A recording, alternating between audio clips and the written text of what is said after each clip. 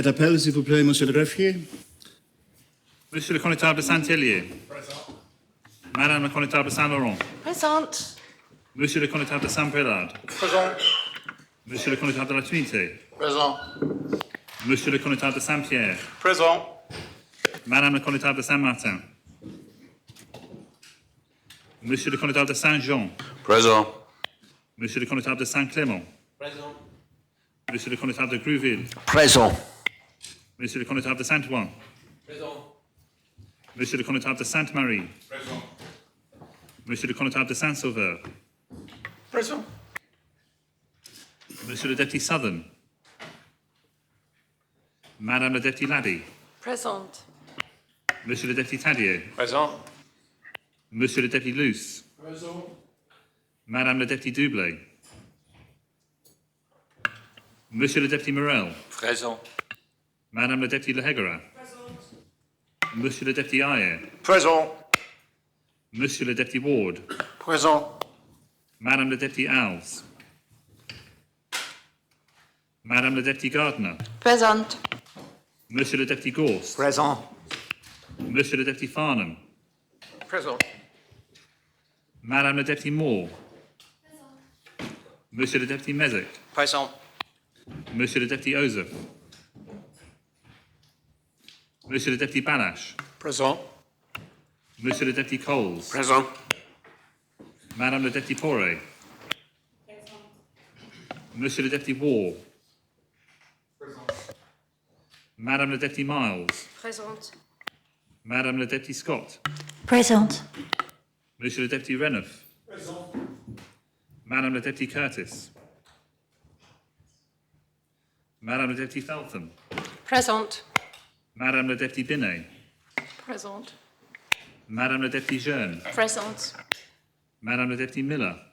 Présente. Madame le député Howe. Présente. Monsieur le député Binet. Présent. Monsieur le député Ferry. Présent. Madame le député Kovac. Présente.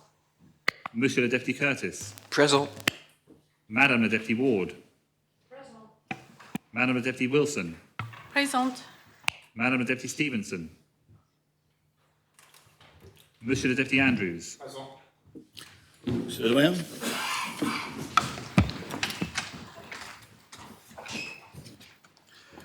Notre aide soit au nom de Dieu qui a fait le ciel et la terre. Amen. Seigneur Dieu, Père éternel et tout-puissant, qui a établi le gouvernement et la puissance de la terre, pour le règlement et pour la conduite du peuple, et qui nous a commandé d'avoir toujours pour but la gloire de ton saint nom. Nous te prions qu'il te plaise de donner à cette assemblée le don de conseil et de prudence, d'unir les cœurs et les affections de tous ceux qui la composent, et de la conduire tellement toi-même par ton Saint-Esprit que toute l'heure de libération est accompagnée de ta bénédiction. Réussisse au bien et au soulagement du peuple, qu'il te plut de commettre à leurs soins.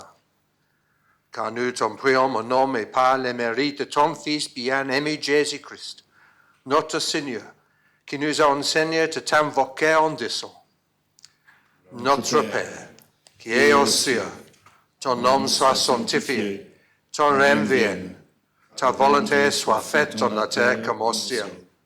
Donne-nous aujourd'hui notre pain quotidien, et nous pardonne nos offenses, comme nous pardonnons à ceux qui nous ont offensés. Et ne nous envoie pas en tentation, mais délivre-nous du mal. Car à toi est le règne, la puissance et la gloire, au siècle des siècles. Amen.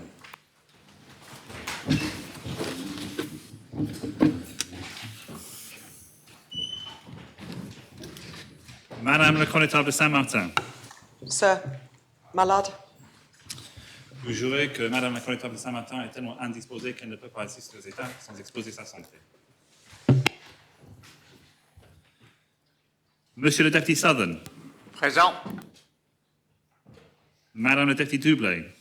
Deputy Dublé out of the island on the state's business. Marcus, excuse please. State's business. Madame le député Alves. Présente. Monsieur le député Ozef. Sir, Deputy Ozef is also out of the island on state's business. State's business.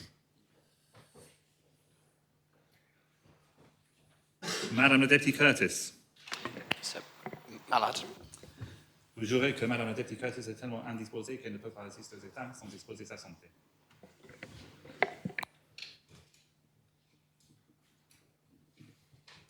Madame la députée Stevenson. Sir, Deputy Stevenson's away on state's business. State's business.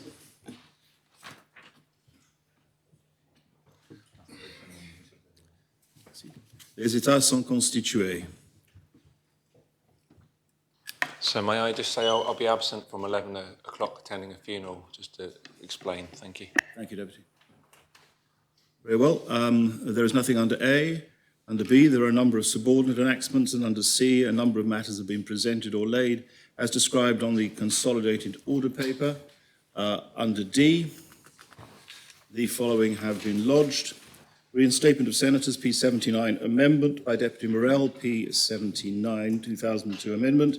Health and Safety Appeal Tribunal, appointment of Chair and Deputy Chair, lodged 23rd of September by the Minister for Social Security, P95.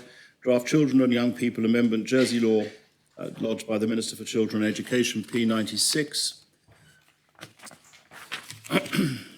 There are a number of propositions that have been withdrawn in accordance with Standing Order 34.1, Rent Control Tribunal nomination of Chairman and Members, P86, Draft Marriage and Civil Partnership Amendment, Jersey Law, P88, Trainee Minimum Wage, P93.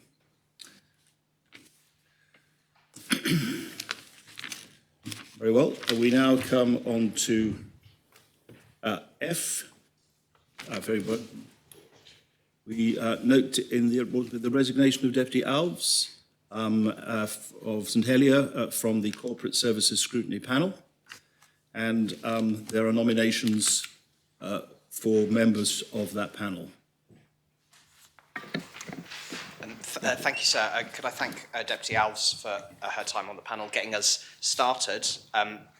With her departing now, I would like to nominate Deputy Rob Ward and Deputy Lyndon Farnham to the panel. Are those nominations seconded? Are there any other nominations? Very well. If there are no other nominations, I declare Deputies Ward and Farnham members of the Corporate Services Scrutiny Panel.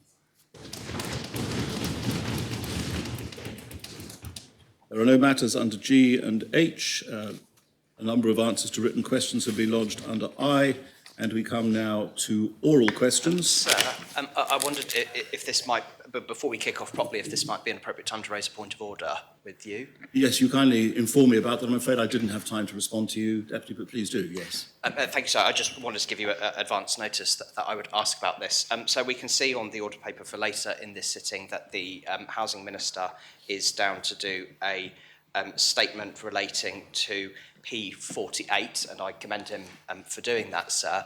I have now raised two other items which the States Assembly voted for earlier this year, which, as it currently stands, it appears are not on the agenda to be achieved.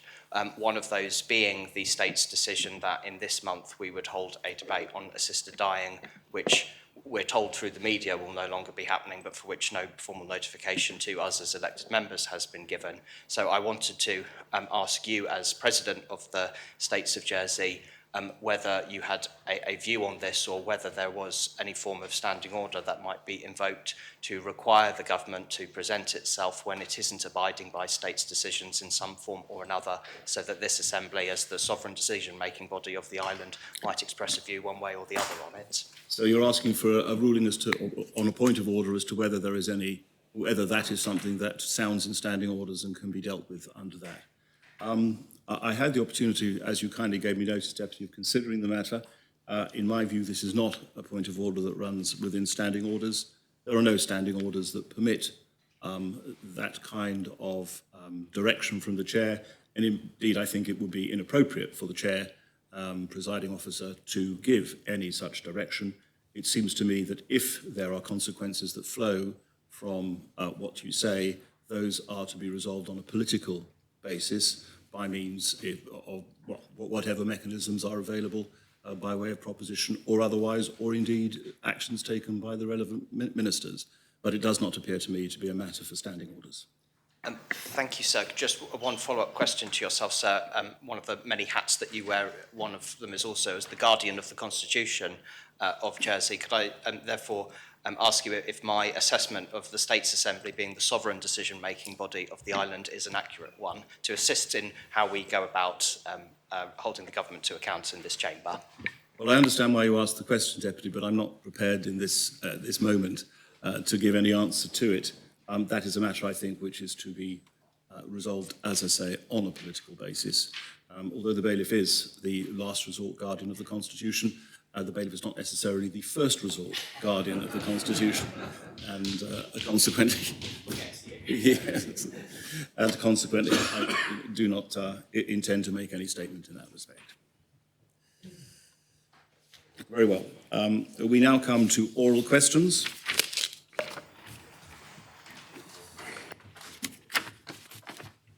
And the first question is asked by Deputy Ward of the Minister for Infrastructure. Deputy.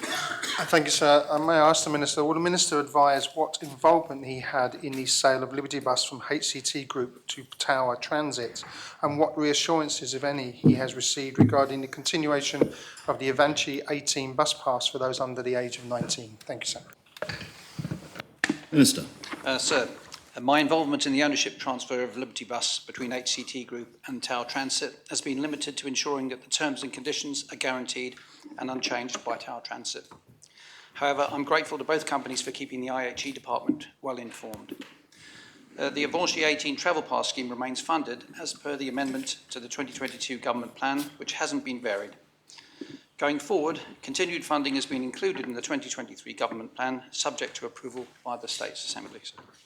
Supplemental, Deputy Ward? Yes, please, sir. Sir, may I ask the Minister, what consideration is given to taking the service in-house in order to directly control the use of significant subsidies given to our bus company? Thank you, sir. Minister. I don't think that was particularly considered, sir, in light of the fact that the service at the moment appears to be perfectly good, and I don't think we were looking for any disruption, particularly as this had to be handled in a relatively short space of time. Deputy Sutherland. Yes, sir. Could the Minister indicate whether the terms and conditions he was referring to apply equally to the staff involved? So they do indeed. Supplemental, Deputy Sutherland? Well, normally one person gets a chance when it's questions of this nature. So do you have a supplemental question? It is a sort of supplementary. Now that I know that it applies to the staff as well, could the Minister indicate to members when the contract with this particular company will take place? The terms and conditions ongoing are exactly as they were previously, sir. And when will the new contract be debated? When is the new contract? That was the supplemental question, Minister. It was when with the new contract coming? I believe there's a report going to be issued at Christmas for discussion, sir, to the best of my knowledge. Further than that, I can't give any further guidance. Thank you. Very well. Deputy Mezey. Thank you, sir. Deputy Sutherland has just asked the exact question that I was going to ask, so if I could follow it on by asking the Minister what consideration at the point of renewal of that contract will be given to alternative providers for a bus service, including the option of providing that service in-house so that the democratically elected representatives of the public of Jersey will be able to determine what kind of bus service meets our needs. Minister. So I think that will depend entirely on the performance of the new company that's just taken over. Supplemental, Deputy Mezey. Deputy Feld. Yes, I'd just like the Minister to confirm what governance measures are in place between the department and the organisation in consideration that it has in receipt of public money, and how often the company is required to provide reports to the States of Jersey and the department that manages that contract.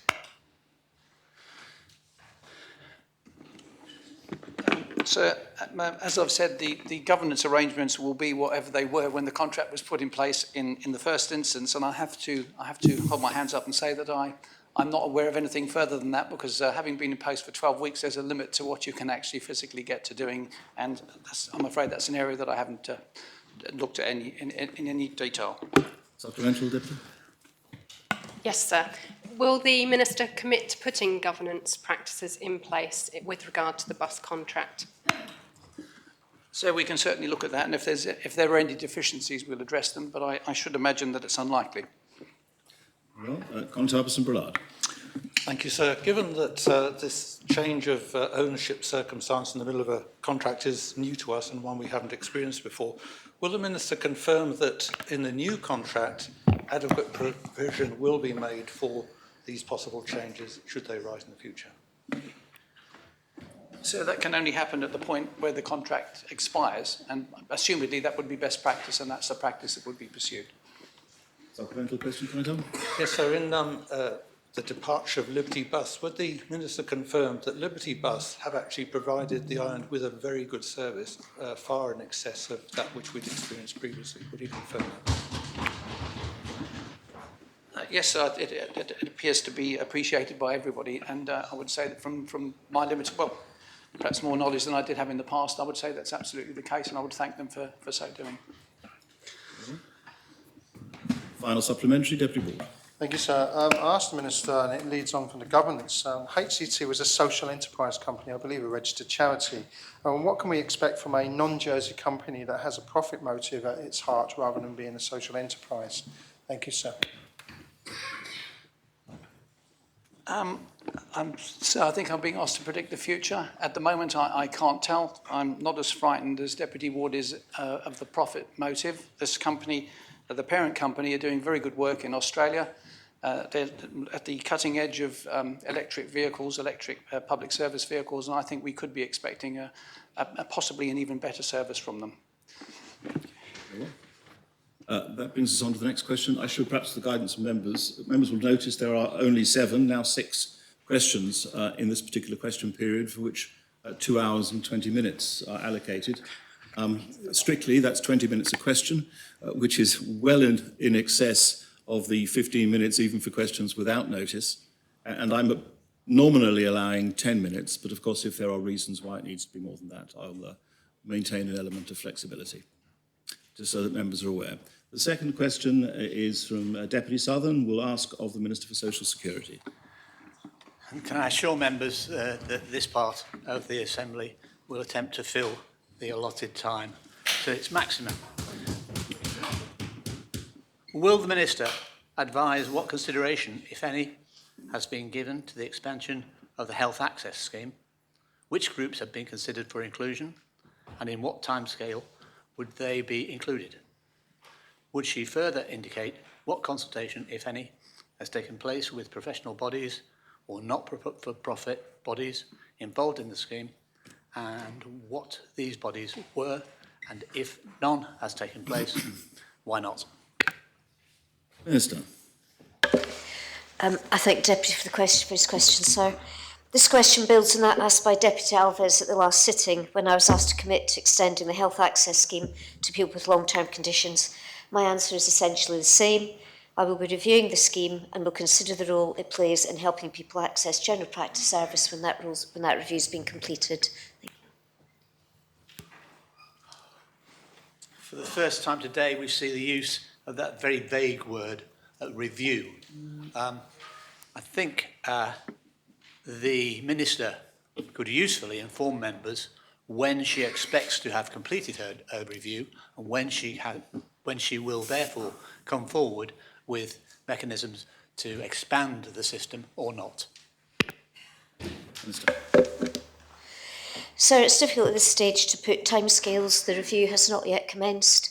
It will be far-reaching. It will have to consult with all relevant bodies. It will have to engage the Minister for Health, and it will be designed to ensure that people who need access to healthcare can achieve that through appropriate means. I would hope the review will be concluded by the middle of next year, but I'm still working my work plan. There is quite a lot to do next year, and I have not yet Although ministerial priorities have been set out, I haven't yet finalised a work plan. Deputy Minister. Thank you, sir. Can the Minister just confirm, to leave no doubt about this whatsoever, that this is a review with the aim of expanding access to the Health Access Scheme? So the review is intended to check that is intended to consider whether health access is appropriate in Ireland. The Health Access Scheme was aimed at ensuring people in low incomes could access healthcare. The interests of people in low incomes will be paramount in that review. There are many ways in which primary care may be provided, and the review will be far-reaching. Thank you. Supplemental, Deputy. Thanks, sir. That could have been a yes or no, and we got neither there, so that wasn't particularly helpful. So can I ask the Minister, if we're not going to find out until some point next year what the conclusions of this review will be, could she not, at least as an interim step, commit to extending eligibility for the Health Access Scheme to those with long-term illnesses, which could very easily be done by simply saying those who are in receipt of a disability benefit of some sort now qualify to be part of the Health Access Scheme and provide much-needed help to that part of our society? Sir, again, I think this was discussed at the last sitting. The health needs of people who are not in low income but have long-term illness will be different. The support needed for people with long-term conditions needs to be understood and may need a different approach, and that may not necessarily be fulfilled by multiple GP visits. The healthcare needs of people differ according to their conditions and circumstances, and groupings such as long-term incapacity allowance recipient don't indicate the need or extent how it can be addressed. I don't believe a one-size-fits-all expansion simply by extending it to long-term incapacity allowance recipients is necessarily the best approach.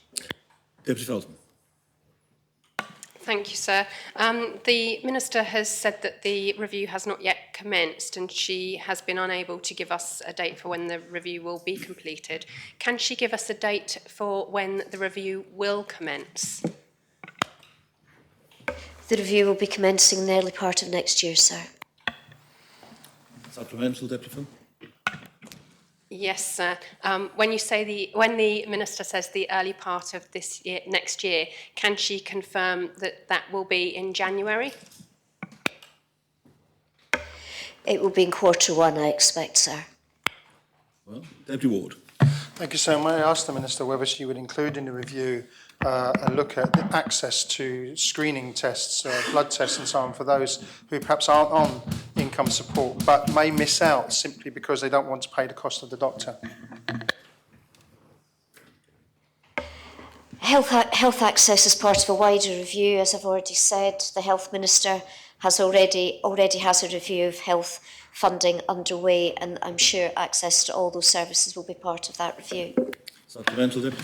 Thank you, sir. Does the Minister agree that screening programmes are essential, and actually, if you think purely economically, they save an absolute fortune in the long run and also improve people's lives? Thank you, sir.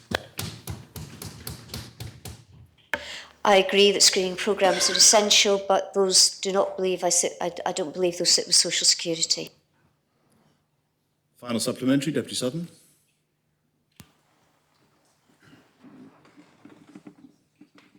Thank you, sir. Does the Minister have any indication from her officers as to how effective and how accurate the scheme has been so far, on which she can base a justification for an in-depth review? Minister. So the review is intended to just ensure that the scheme is working. It was introduced at the end of 2020 to help people with low income access general practice services. It enables people in receipt of income support or pension plus to access surgery consultations for a low fee. I believe there's some 11,000 low income people have access to that scheme who may also have long-term illness. The review is, as I say, is underway, will commence next year with a view to ensuring the scheme is operable and is working well. I don't have specific facts at my fingertips as to how far it is being accessed. Very well. We come to question 3 that Deputy Mezek will ask of the Minister for the Environment. Deputy. Thank you, sir. Will the Minister state whether he supports the continuation of the target set by the previous Government of Jersey of reaching net zero carbon emissions by 2050? If not, will he indicate whether he intends to bring this target forward? Minister. Thank you very much for the question. The Deputy will not be surprised to hear that I'm fully committed to the carbon neutral roadmap and its ambition to reduce greenhouse gas emissions as part of the island's international obligations under the Paris Agreement. Matching the UK's target of a 68% reduction of 1990 levels of emissions by 2030 and 78% by 2035 and net zero by 2050 is an ambitious target, particularly when you consider that so far we've taken 30 years to achieve a 46% reduction. The carbon neutral roadmap details the need to secure a long-term financing strategy in order to achieve this level of ambition. And until that funding is secured, I do not believe it is prudent to commit to a faster pace of emissions reductions. Supplementary. Thank you, sir. Does the Minister accept the prevailing scientific consensus which has developed since the Paris Climate Agreement that in fact 2050 is too late? And if he does accept that prevailing scientific consensus, would he agree that Jersey ought to bring its target forward as well? I would accept the scientific consensus that says that the sooner we can reach our net zero target, the better. 2050 is the last date by which we would attempt to reach it.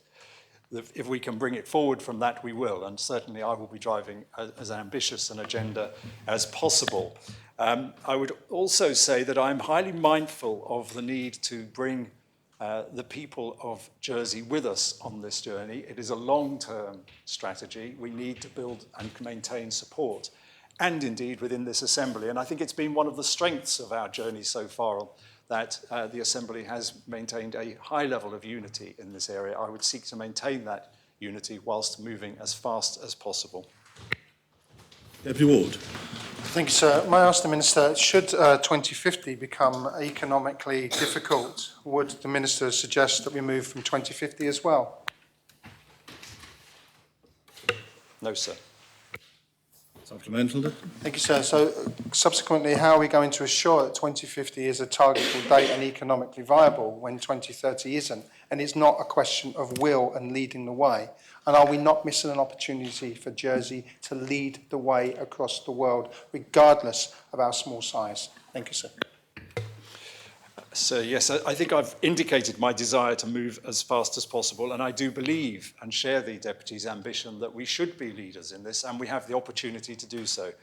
I'm trying to hold two things here equally. One is my desire to move forward as an island together, winning arguments, maintaining support, and on the other hand, drive forward with as much ambition as possible. I detect no lack of ambition around the Council of Ministers table to achieve our ambitions, and I am proud to represent our goal in that regard. And I'm convinced that we will bring forward that strategy in the timely manner that we need to. Thank you. Final supplementary, Deputy Messing. Thank you, sir. As time moves forward, the 2050 target date will lose credibility because of that prevailing scientific consensus. So does the Minister not agree it would be a good idea to get ahead of that and actually establish an earlier target before any future international climate agreements are reached, which put that 2050 target aside because it is inadequate? As I indicated in my first answer, I think the key thing here is that we can set any target we want, but unless we have a credible strategy for getting there, including a financing strategy, it's really just words. I would much rather move forward with a commitment that we know we can keep, which means developing the financing strategy first. Once we have done that and we have a clear idea of how we can achieve an ambitious target, then I will be very happy to move forward, potentially bringing the 2050 target forward if we know that we can actually achieve it. Very well, we come to question 4 that Deputy Felton will ask of the Chief Minister. Deputy. Thank you, sir. Will the Chief Minister indicate whether she has considered making any policy changes concerning the licensing of new businesses, either for those starting up or entering the island, given potential constraints upon local employment, housing markets and inflationary pressures? Chief Minister. Thank you, sir, and I thank the Deputy for her question. It is an important topic. As part of our 100-day action plan, I formed a new ministerial group, the Population and Skills Ministerial Group. This brings together a significant group at the centre of government that will hold explicit responsibility for monitoring population, accommodation, skills gaps and employment issues and coordinating policies across government to address these issues. The group will provide advice to me as the Minister who has responsibility for the control of housing and work law, and within which business licensing falls, to improve and adapt to these controls where necessary and to offer support to local businesses appropriately. We are mindful that both the public sector and existing local business is struggling to recruit at this time, and therefore we will be considering carefully the impact of any new licence application when taking decisions. Supplemental, Deputy. Thank you, sir. Given the work that the Chief Minister is undertaking, would she be giving any advice to government-funded organisations that may be seeking to attract new businesses to the island currently? Sir, I think everybody needs to be really mindful of the impact and the difficulties that we have in finding appropriate accommodation for any newcomers to the island. This is, of course, something that is at the very heart of some of the issues that we have in terms of providing for our public sector and the critical services of health, education and also social work. It's an area that we're very mindful of. It's an area where we need to ensure that we recruit and retain the very best possible people to provide our critical services. And perhaps that's not the specific area that the Deputy might be driving at, but I hope it illustrates to her how very important we believe this topic is. Deputy Mezek. Thank you, sir. In my constituency, in months to come, substantial new amounts of business premises will be opening on the waterfront, having been provided by our state-owned developer. Does the Minister have any concerns about the viability of businesses that may attempt to set up in these premises in getting staff in areas that we know existing businesses are already struggling significantly with? And does she believe that there may be a risk to our state-owned developer of having these premises remain empty for prolonged periods of time? Well, that's a wide-ranging question, sir, but to answer the first part of it, I think every business should be considering staffing and recruitment, and I'm sure they do, as part of when they consider the viability of any new business that they wish to open, and that would be a matter for themselves. With regards the JDC and the situation that they might be in, that is also a matter that I'm sure their board will be considering. Supplemental, Deputy. Thank you, sir. Well, in order to help their board consider these matters, could the Minister confirm that they are being included in discussions with this new people and skills group so that they can be aware specifically of what the needs of the island's economy are for new business premises like this, and that they don't inadvertently end up allocating resources to creating premises that will end up being a liability to them because they can't fill them? Well, I think absolutely every business or organisation considering growth in the island is taking this situation very seriously indeed, and it's a matter for them and their decision-taking. However, what I would like to say about this government is that we see our relationship with the state-owned entities as something that needs to be nurtured. It needs much greater care and attention, and we're already taking steps to ensure that those communication lines are opened and that they continue to be conducted. And so, for example, we are now inviting both Andium and the Jersey Development Company to attend meetings of the Future Places Group in future so that we can maintain that conversation and keep a really fluid dialogue. Deputy Scott. Thank you, sir. In light of the tensions regarding limited staff and housing resourcing in the island, will the population and skills strategy group that the Chief Minister has just mentioned be publishing its methodology for evaluating licence applications for scrutiny, and if so, when, please? So licence applications come before HAWAG, which is a subgroup of the population and skills group. We have been asking for a meeting so that we can sit down and reconsider our criteria, so that we send out a very clear message, because we understand that people making applications to us, whether it be to come to the island as an individual or whether as a business, we need to make our criteria very clear. And that group is really looking forward to sitting down and defining our criteria moving forward, so that we have clear rules that people will understand prior to their applications being made. Supplemental question, Deputy? Yes, please, sir. So could the Chief Minister please advise when scrutiny might see the evaluation strategy? As I say, we are champing at the bit to hold this meeting. We've been asking for it for some time, but it has not been able to happen in our diaries. And as soon as it is agreed, then we would really appreciate the views of scrutiny upon it. Deputy Ward. Thank you, sir. May I ask the Chief Minister what the makeup of the group is? And I'm sorry, I've forgotten the name, even though it was just said, and what criteria were used to choose the membership. Thank you, sir. This is something that is set out in law, and so the Housing and Work Advisory Group is chaired by the Chief Minister. The Deputy Chief Minister also is a member. I think that's probably as his role in economic development. The Social Security Minister, the Home Affairs Minister, and the Housing Minister. Thank you to those who have assisted my memory. Supplemental question, Deputy Ward? No, thank you, sir. Deputy Southern. Will the Minister inform members how many meetings have been held by this new body, and what action points and for what ministers arose out of those meetings? So as I've said in answers to my previous questions, it's been a matter of some frustration that a formal meeting has not yet occurred for this particular group.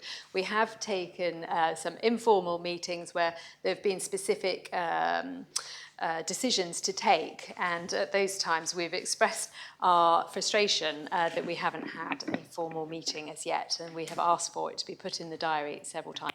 Supplemental, Deputy Southern? Yes, sir. In short then, does the Minister agree that that means no meetings and no actions on this particular point? Well, sir, that's his interpretation, but I can absolutely assure the Assembly that we are committed to meeting and to setting out these criteria, because we consider it to be of extreme importance. Connie Tarperson-Brillard. Thank you, sir. Would the Chief Minister consider that one of the criteria for new businesses starting in the island ought to be the provision of staff accommodation? Thank you, sir. I think that's quite right, sir. Yes, as we said in answer to a previous question, when considering the viability of any business, I'm sure that the consideration of where staff might accommodate themselves would be a key part of the decision making. And of course, the Bridging Island plan rezoned sites for accommodation, and Andium have also plans to deliver over 1,000 new properties for people to live in over the coming years. But that, of course, is a longer-term process, and that's why in our 100-day plan we also included a commitment to modern methods of construction, because that is the quickest way that we can see to allocate homes and good quality homes for islanders, so that we can continue to support our local economy. Supplemental, Connie? Yes, sir, just shortly, and will the Chief Minister commit to making that recommendation to HAWAG? Yes, sir, thank you. Deputy Farnham. Thank you. So on the back of that question, will the Chief Minister to commit with the Housing Minister perhaps to reviewing the relevant regulations, whether they're building regulations or housing regulations, which allow for a new type of key worker accommodation to be developed? Well, the Environment Minister is working on supplementary planning guidance at the moment, sir, and I think this was a matter that came before the previous Assembly, and it's certainly an area, minimum standards, that needs some very careful consideration. Supplemental? Yes, I wanted to make that clear that I think would the Chief Minister agree that any new type of key worker accommodation would have to be developed to the highest of standards, but be able to permit a sustainable and realistic opportunity for businesses to provide accommodation for their staff without having a negative or detrimental impact on the local housing market. Sustainability, quality of life and affordability are the key tenets when we will be taking decisions through the life of this government. And I have to say that with regards to the previous project that came to the previous Assembly, sir, with regards to temporary accommodation, my interpretation was that what was on offer were windowless ghettos, and I absolutely rejected that proposition because, of course, if we're attracting new people to the island, should offer them a quality of life. And I think that we're in good hands here with the Minister for the Environment, who will take this issue and give it his fullest consideration. Deputy Scott, you've asked to ask another question. For these kinds of questions, we normally allow one question with a supplemental for each member. I know there's a lot of time available, but I think if we break that rule, we'll be left in a very uncertain position. So the answer is no, I can't question. But So do you not consider that a little unfair since you allowed me to have a second question? I don't think I did, Deputy Son. I think you did, sir. Was it supplementary? I described it as supplementary. Well, you had. You mean during the course of this question, Deputy? Not the course of this question. Well, yes, but the asker of the question always gets a supplementary question and then a final supplementary.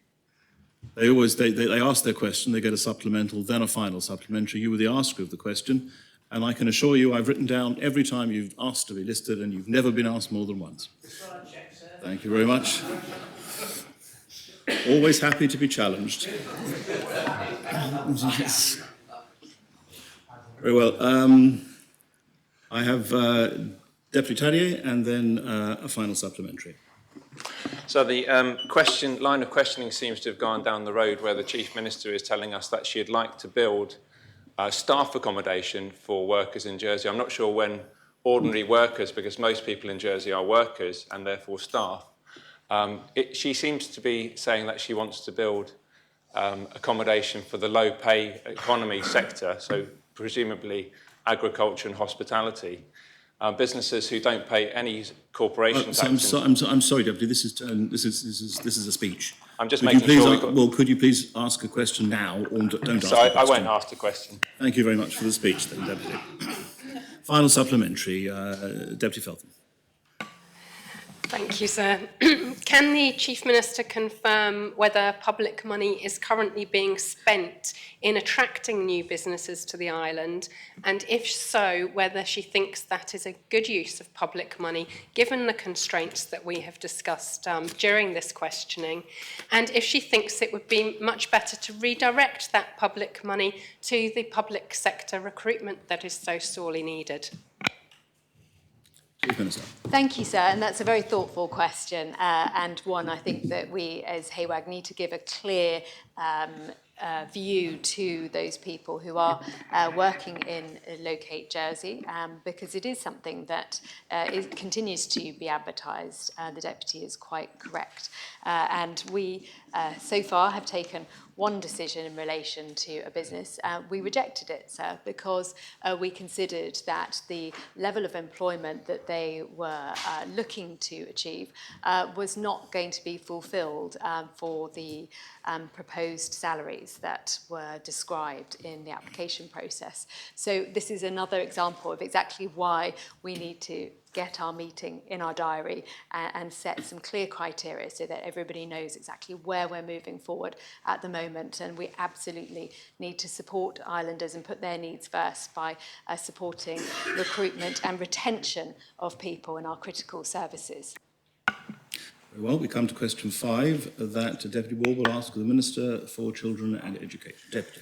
Thank you, sir. May I ask, will the Minister advise what gaps in provision, if any, have been identified in respect of specialist subject teachers across our schools and colleges with regards to the delivery of exam subject content and exam preparation for students in the coming academic year? Thank you, sir. Minister. Thank you, sir. And I would like to thank to the Deputy for the timely fashion question, because 10 days ago, I had a meeting with all head teachers. I have separate group with the secondary school head teachers when I asked them to provide to the department gaps in staff provision that they have. What was really helpful with the deputy question when we looked into specific of the specialist subject teachers, and what I found out that we don't have central record currently at the level of the details for each school, and because the allocation of appropriate teachers for the professional judgment of the head teachers to deploy. Now, to provide an accurate number of the gaps in provision as requested would require a specific definition for schools to work, and then manual collection, collating, analysis, and quality check of the data. We must also be mindful that the schools work for the current. Basically, what I would like to say, thank you for Deputy for the question and attention, and I will commit to the Deputy and the Assembly to provide accurate picture of the data by the half-term break. Supplemental question, Mary? Thank you, sir. From the answer to that question, sir, can I confirm then that the Education Department does not know if we have enough specialist teachers to deliver GCSE, A-level, BTEC courses this year to our students through this academic year? Because we do not have any information on that. Can we confirm that that is the case? Thank you, sir. First of all, we rely on the head teachers to cover. Second, we need really to understand, and I asked yesterday, what's the definition? Majority of the secondary teachers qualified for 1 or 2 teaching subjects related to their degree and A-level or a level of 3 subject. We have a teacher who's been qualified as a nursery, but for the 20 years teaching and preparing for GCSEs in English and very successful results. During the course of the career, it is common for colleagues to add subjects such as biology, chemistry, teacher taking up psychology. A minority of the colleagues have non-school curriculum subject degrees such as law, psychology, and engineering, and will be employed to teach, for example, business studies, sports psychology, or mathematics. So what we are trying to say that the answer is not straightforward because there are variations, and also as Deputy would know, that the gap can occur very quickly when one of the teachers that was employed decided to, from health reasons, to quit. So there is the situation is changing. What it's important for me as a minister, and this is the reason that I'm committed to provide, we need to set clarity in this definition. What does it mean? And I'm happy to work with the Deputy because the definition is not clear, what he meant by the definition, how we quantify, and to give this data back to the Assembly. Deputy Mezek. Thank you, sir. I guess my question is to ask the Minister if she could give a clearer answer to Deputy Ward's previous question. He was asking about whether the department has enough teachers to do the teaching that needs to be done. That is theoretically a yes or no question. I heard the Minister use the word fluctuation in her answer. If there's fluctuation, then the answer's no, isn't it? So I would like to confirm to everyone that all secondary schools in Jersey started this September with appropriate timetables and sufficient staff to teach their pupils on roll and the courses allocated to their timetables. And supplementary, sir, and will that continue to be the case throughout the entire teaching year? As previously requested, and this is the intention, and I remember I promised to provide follow-up information. For the secondary teachers, we have 39 supply teachers, and we're increasing this pool. I have a table I'm happy to circulate later. And this is the reason that I would continue to have ongoing communications with the head teachers to make sure that we're supporting them in stuff in front of the classes. Well, Deputy Sutherland. Thank you, sir. And I thank the Minister for supplying the quite shocking statistic that there are 39 supply teachers currently operating in our secondary schools. But ask her, does the Minister accept that teaching by specialist teachers is an important factor in delivering what are good results so far? And will she assist head teachers rather than them scrabbling around for teaching staff from wherever they can get it, whether they should centrally assist head teachers to maintain numbers of appropriate qualified staff?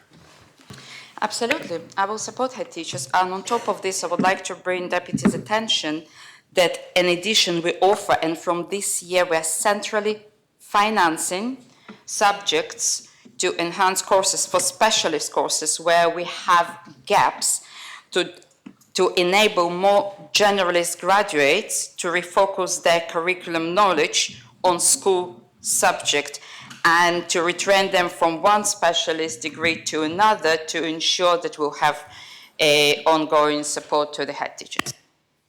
Supplemental, Deputy Sutherland? Does the minister not consider that puts added pressure on staff when that could be taken off by adding some form of bonus scheme for particular subjects, in particular for particular teachers?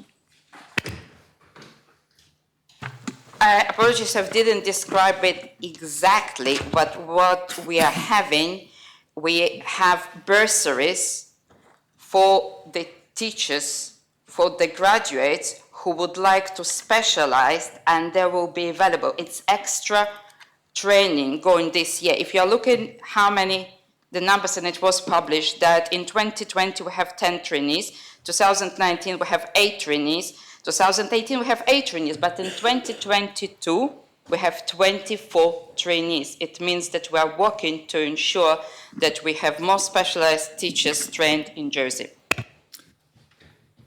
Final supplementary, Deputy Ward. Thank you, sir. I'll simplify the question from this one. Can the Minister confirm that any student in a core subject, for example, of maths, English, biology, chemistry, physics, or combined science, will be taught their exam courses by a qualified specialist teacher this year? Thank you, sir. What I would like to confirm that as in previous year, and our results were outstanding, UK one, that the children will be taught to the best possible achievement that they can get. What's important for me now, again, inviting Deputy to work with me for the definition, because definition is very between different places, and the moment that we agree on definition, I can confirm yes or no for this specific definition. So I don't believe that's an attempt to address the question. I think this minister has avoided it altogether. Well, so you're asking for a ruling as to whether that was an answer to the question. The question was a confirmation, I think, Minister, that all of the secondary students will be taught by specialists for their core subjects. I think that was the question, was it not, David?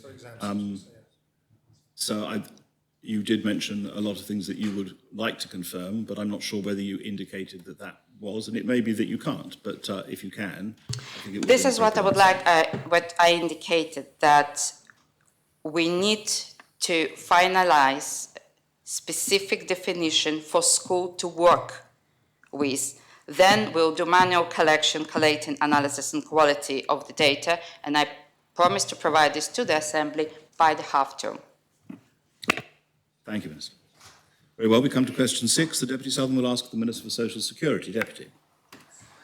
Thank you, sir. Will the Minister advise whether a substantial reduction in the health insurance fund is anticipated over the next 4 years, and if so, why? And further advise what, if any, proposals she has for the funding of primary care after this fund is exhausted. Minister. I thank the Deputy for his question, sir.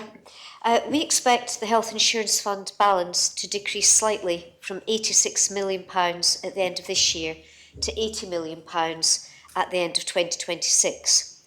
It's £80 million balance at the end of 2026. An up-to-date financial forecast is included in the government plan for 2023 to 2026, which is lodged today, and it takes into account the expected income from contributions and the expenses of the fund, including the amounts previously agreed by the States Assembly to pay for the Jersey Care Model, or elements of the Jersey Care Model. The Minister for Health and Social Services is conducting a major review of healthcare costs and funding, which will include primary care costs and the health insurance fund. Supplemental question there? Yes, sir. And here we have another appearance by the sticky word review, which I believe does not have any points of reference. But can she admit that whilst the fund, the HIF fund, may end up at £80 million by the end of 2026, it started life as £97 million last year? Sir, thank you. I believe the Health Minister's review was set out in the government plan for 2022, and I believe it definitely does have some considerable, that there are rules and criteria around that, and that work is being done over this year and next year, as previously agreed by the States Assembly. The fund's closing position at the end of 2021 was 99.7 million. This was 7.2 million higher than expected due to higher contributions income achieved than anticipated. The main driver for the improved outlook is due to projected increase in social security contributions, which is in turn driven by the increase in average earnings projected in the economic assumptions. And I have to confess that I have forgotten the last part of the Deputy's question, so I may have to ask him to repeat it, please. Sorry. I think the Minister has answered the questions there. I thought your question was simply, please confirm that it was a certain amount of money, and I think you've given that confirmation, Minister. I'm not sure there is another part that you've yet to answer. Very well. Yes, so, Deputy Mezek. Thank you, sir. In terms of funding of primary care and how that comes from the Health Insurance Fund, could the Minister confirm that in looking at any proposed changes to how we fund primary care, that she will rule out attempts to do what a previous government attempted to do, which was to supplement funding for healthcare through regressive taxation, which disproportionately targets those on lower incomes whilst giving those highest incomes unjustified breaks? Sir, I personally am not closely involved with the review that's being conducted under the Minister of Health, and I can't comment at this stage how it will look to fund healthcare in the future. So the supplementary, therefore, sir, is it therefore still on the table that to fund primary care moving forward, that it is possible that regressive measures may well be considered and proposed by this government? As I say, sir, the outcome of the review will be looking at the review will be looking at funding of primary care. There may be many options of doing that, and until the review is complete, I can't comment. Well, Deputy Hull. Yes. Thank you, sir. Could the Minister confirm that she will look into increasing the rebate to our GPs and our pharmacists from the HIF? Thank you, sir. Minister. Sir, discussions are ongoing with both the GP, the primary care body and the pharmacists. Doctors have received considerable funding from the Health Insurance Fund over the last couple of years, other than by the rebate, and it is under discussion with them. Our focus in discussing primary care is looking at patient needs, how patient access and patient services are provided, but that is a matter that is under ongoing discussion now. Supplemental question, Deputy Hunt? Yes, thank you, sir. I would like to refute what the Minister for Social... I'm sorry, you can't do that. Sorry, what You I can do? ask a question, can I ask a but you can't I make a s- speech. Sorry. Will the Minister accept that actually the funding for GPs and for pharmacists, for GPs has not risen from the HIF for 10 years, and for pharmacists not for their dispensing fee, not for 8 years? And I think we really need to address this, sir. And would she agree to do this? Thank you. Well, I will allow that question. It's perilously verging being outside the parameters of the original question, Deputy, but if you wish to answer. Sir, I struggle to see that it is a different question, but as I say, the primary care body has received more funding. I don't have the numbers in front of me right now, but the primary care body has received other funding than the rebate over the last several years. And it is a matter that's under review in conjunction with the whole of primary care funding with the Health Minister, and we are considering that. There's ongoing discussions with the primary care body and the pharmacists at the moment, and I can really say no more. Thank you. Very well. Final supplementary, Deputy Sutherland. Thank you, sir. And the question is, does the Minister agree that £22 million is about to be absorbed by digitisation programme in the delivery of healthcare, and that the sum she mentions, which is left in the fund in 2026, consists of a mere 2 years cover?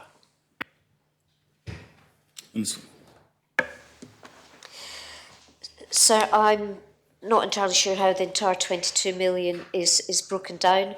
The States Assembly has approved, I see from my figures, the sum of 21 million transfers to the Jersey Care model and for the digital care strategy. Those monies will be spent as and when the costs are incurred. They are not simply being handed over now. They will be released as money is spent. The 80 million is about 2 years of spend at the end of 2026. That is true. However, it ignores the fact that we are continuing to receive some 36 to 37 million pounds into the fund on an annual basis thereafter. So the fund, if we did nothing, there are 2 years of spend, but there is nothing to suggest at the moment that the fund will be exhausted, nor that we're going to stop taking contributions going into the fund. Thank you. We now come to question 7 that Deputy Mezek will ask of the Minister for Treasury and Resources. Thank you, sir. As shareholder representative of the SOJDC, will the Minister advise what instructions, if any, he has given to the Minister for Infrastructure to increase the proportion of affordable homes to be delivered on South Hill and the waterfront above the current 15% target? Minister. Thank you, sir. As stated in my response to the Deputy's written question, SOJDC continues to liaise with Treasury and Housing Policy Officers as they work on their plans to maximise the affordable housing provision beyond the minimum stipulated by the previous Council of Ministers of 15% for South Hill. This work aims to preserve the overall viability of the development together with the delivery of public realm and infrastructure improvements on the site. SOJDC are similarly reviewing their plans for the waterfront in close cooperation with both my department and the Housing Policy Unit. I have not given any specific instructions. Thank you, sir. Supplemental question. Thank you, sir. The Deputy will remember in the previous term of office he spoke about his discomfort at the 15% target being proposed by that previous government when I provided him opportunities to vote for a higher target. Can he confirm that it is his intention that a government-owned developer for which he's the shareholder representative will deliver above the poultry target set by the previous government? So I thought I was going to be able to answer in the positive to this question this morning, but in light of the Deputy's letter to the Chief Minister yesterday, reminding ministers of decisions in this Assembly, it makes it more difficult for me to support him, because there was a vote in this Assembly that said the reverse. Notwithstanding that fact, and my desire not to play politics, sir, I do believe that greater levels of affordable housing should be delivered on these sites, which is why the review work is being undertaken and the reanalysis is being undertaken. Of course, it's not just now about the affordability of houses, it's about the whole structuring of the developments, although he will be aware, sir, that in the Bridging Island plan, it was implicit that the state-owned sites brought forward, aside from those two sites, that they would have a maximum or assume a maximum of 100% affordability and have to work down from the 100% or prove the case down.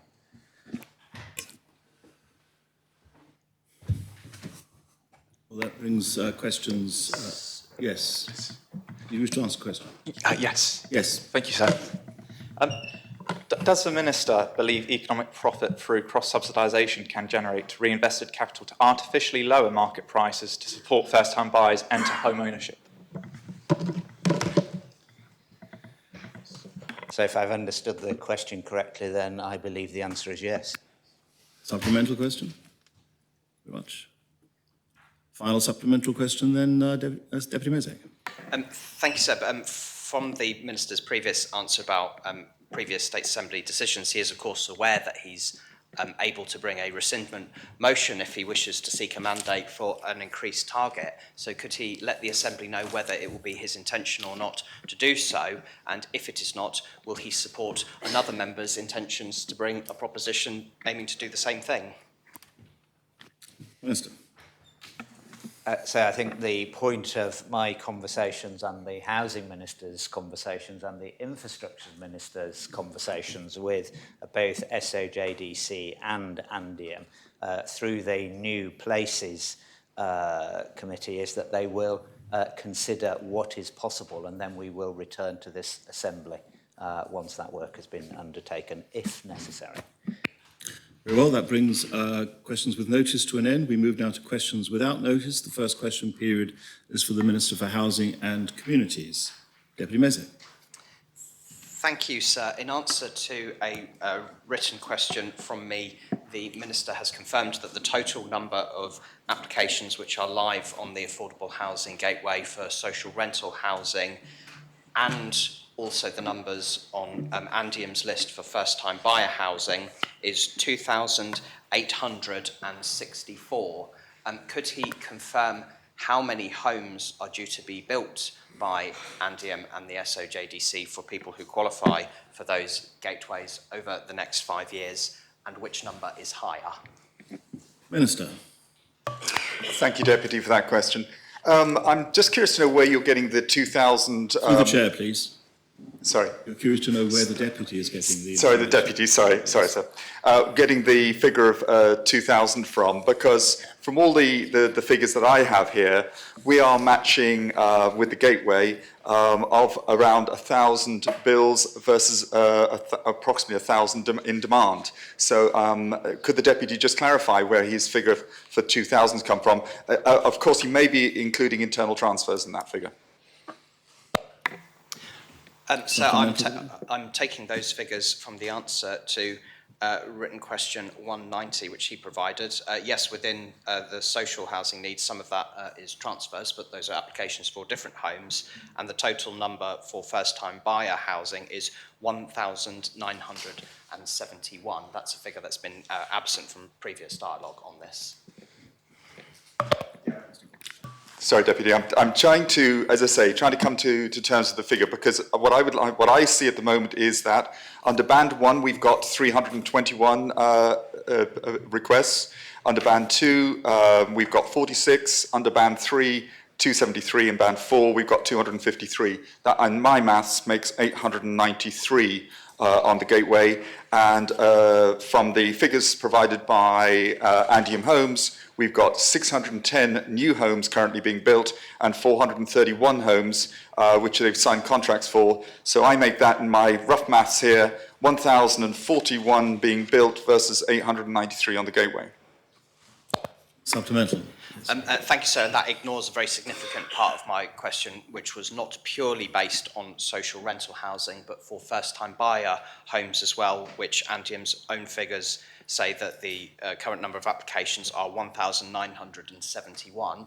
As Andium is a provider of both social rental housing and first-time buyer housing, is it not the case that their projected number of new homes to be built is substantially lower than the amount of demand that there is, even by their own figures that they're providing? Minister. Deputy, thank you. I mean, according to, again, I refer to Andium, and they're talking about a target of 3,000 homes, and they are still on track to build that total number of homes. So, as far as I'm concerned, they are building to the demand that is required. Deputy Scott. Sir, I just would like to ask the Housing Minister, when might we expect to see more social housing available for downsizing in St Brelard? Minister. Thank you, Deputy, for your question. I'm not aware of there being any downsizing opportunities unless you're referring to the Bridging Island plan, and I'm not entirely sure exactly what arrangements been made there. But at this moment in time, that's not come to my attention. Supplemental, Deputy? No, thank you, sir. Deputy Southern. Thank you, sir. And it's a relatively straightforward question. But what measures does the Minister have in his pipeline in order to reduce inflation on the island? Minister. Goodness me. Thank you, Deputy, for your question. And I thank the Deputy. I thank the Deputy for his question. I will get the hang of this by over the next 4 years, sir. Many people haven't got the hang of it yet. Don't feel bad. Inflation, sir, is obviously there are factors way outside of the control of this island economy that drives inflation. I am assuming the Deputy is talking about the supply of housing versus demand, which obviously is also inflationary. But yeah, I struggle to understand how I can actually control inflation. I really do. Supplemental, Deputy Southern. Sorry, sir, that was a gem from the Minister. The Minister might consider freezing or reducing rental rates on the island in the private sector and in the state supported sector from Andium, for example. Is the Minister considering this? Let's get the terminology right here. Thank you, Deputy, for your question. Freezing rents, as we've already had a previous discussion, is certainly not on my agenda. There are a couple of reasons around freezing rent. Freezing rents has maybe short-term benefit to obviously those people who are currently paying rent, but the problem with associations like Andium, our state-owned entity, is that it's impossible to maintain the supply of housing, maintain the upkeep of housing to a standard which, as you will well know, when these housing schemes were run by the state themselves, were in an appalling situation. So the benefit of maintaining, and I would also add, Andium homes are at 80% of market rates rather than 100%. So, and they're also their increases, their annual increases are capped to 4%. So they are keeping increases below the rate of inflation. So I guess, referring to the Deputy's earlier question, there is a measure in which we manage to keep control to some degree of inflation. Deputy Andrews. Thank you, sir. Does the Minister support institutional private capital investment in housing? Thank you, Deputy, for your question. We've been approached by about 3 organisations in this respect in the social housing market in area, and we're currently looking at the options being supplied. At this moment in time, our primary effort is with Andium, but obviously we're always interested in other alternatives. Supplemental, Deputy. Connétable Brillard. Thank you, sir. In an earlier answer to Deputy Scott, the Minister suggested he wasn't aware of the plans for right-sizing the St. Has he considered the future of the old Lekenve school in 5 years' time once the Health Committee have finished using it? Thank you, sir. Absolutely. Supplemental to that, sir? Yes, sir. Will the Minister consider this site suitable for right-sizing, and will he be putting those plans into operation either with a third party or with Andium Homes as soon as possible, given the time it takes to implement these projects? Thank you, sir. Thank you, Deputy, for your question. And I think the reality is, yes, we will consider all options. If that gives us an opportunity to right-size people in the St. Bernard's area, absolutely, there's no reason why we shouldn't be considering doing that. And, we have to think strategically in all of these situations. So I would be looking, if that's a strategic option for us in the long run, I think that's a good plan. Deputy Felton. Thank you, sir. A matter of weeks ago, the Minister tweeted about having put a letter on the door of an empty property. Now that some weeks have passed, does he consider that that was a good use of ministerial time? Thank you, Deputy, for your question. It absolutely was. And I'm really actually, it's quite interesting the stir it caused. And the positive out of all of that is it's actually got people talking about empty homes and vacated properties, which I had seen no commentary on at all before my efforts into politics. It certainly wasn't outside in my maybe in the bubble that is the States Assembly, maybe it was a big deal, but it certainly wasn't in my realm. Now I get asked many times about how that is progressing, and I have to say we're going to be having a meeting with the Connétable tomorrow, the committee, talking about vacated homes and empty homes in their various parishes and see what options are available to us. So no, it wasn't a waste of time. It's really brought it to the fore, and it's really important we start to use all our property in the most effective and efficient way. Supplemental question, Deputy Felton. Thank you, sir.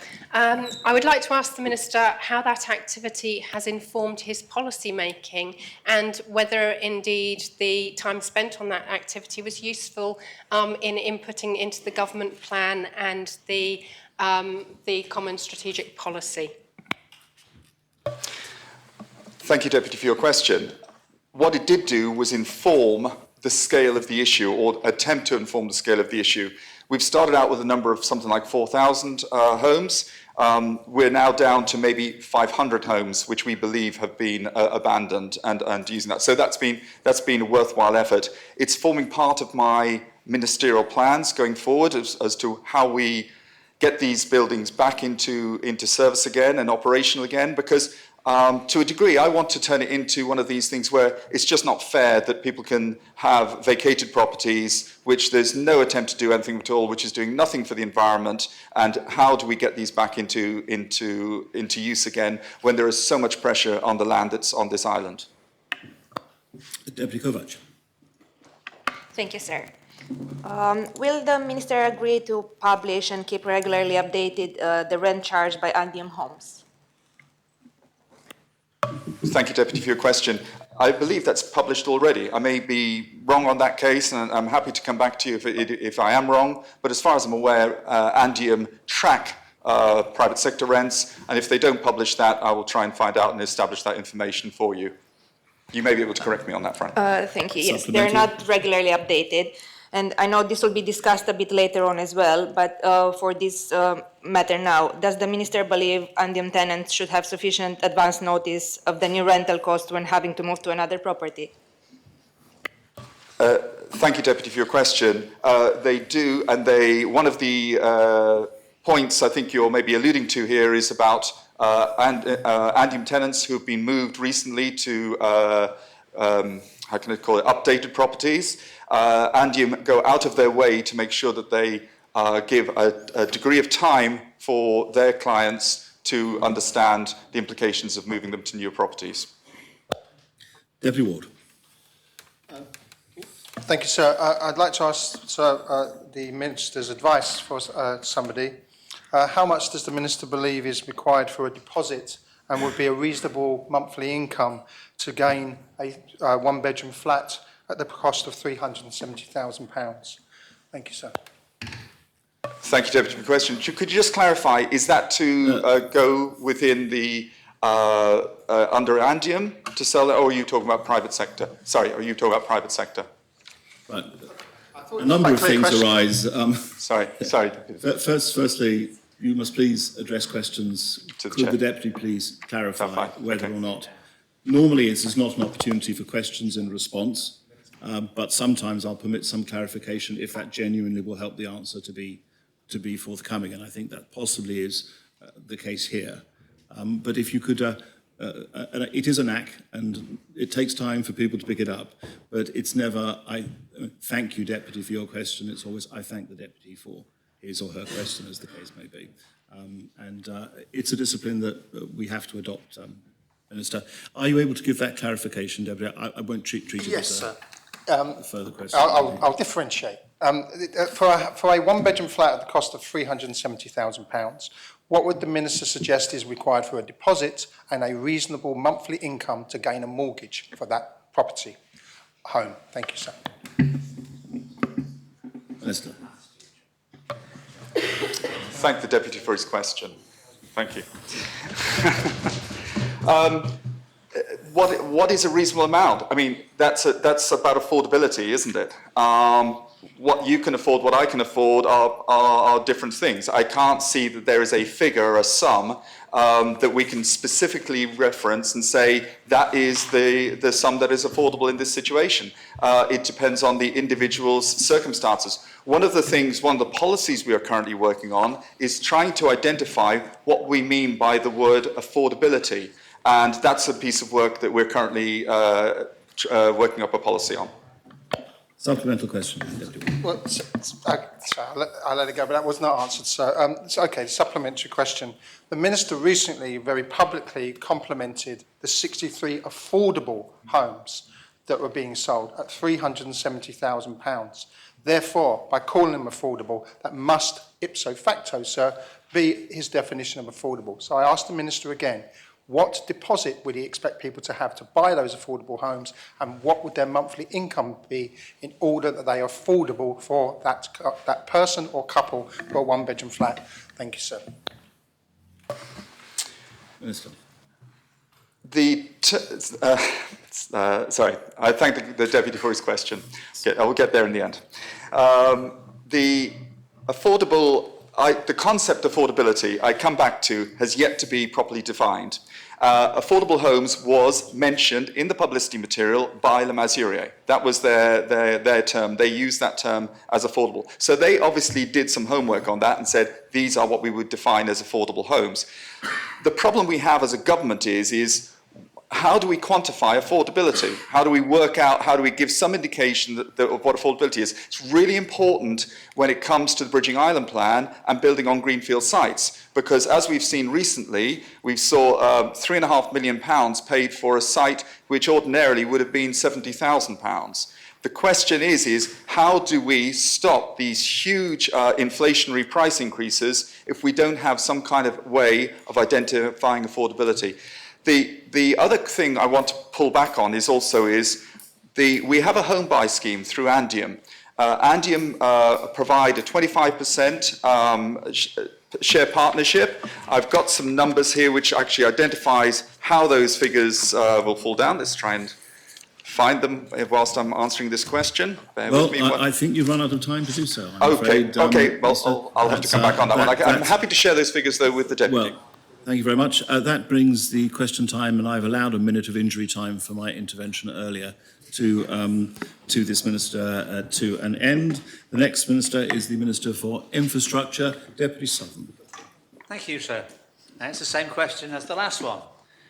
What measures, if any, does the Minister have under consideration or in action to control inflation on the island? So it's a pretty similar answer to that which was given by the Housing Minister, and that's to say that there is very little we can do to control inflation from the island. In terms of our own department, I can say that we're looking to be as efficient as we can in every area, and if the Deputy has some other suggestions which would be helpful to us, I'd be very happy to listen. Supplemental, Deputy. So in effect, the Minister's saying, I have no means by which I can control inflation on the island in the areas that I'm involved in. Is that the case? Can I refer the Deputy to the answer I gave before, and that's that we're being as efficient as we possibly can, and if the Deputy has any suggestions that he thinks will be helpful to us, I'd be more than happy to listen, sir. Deputy Farnham. Thank you, sir. Could the Minister please update the Assembly on our hospital review process and just provide assurance that it is proceeding and the findings will be delivered on time or sooner if possible? Thank you.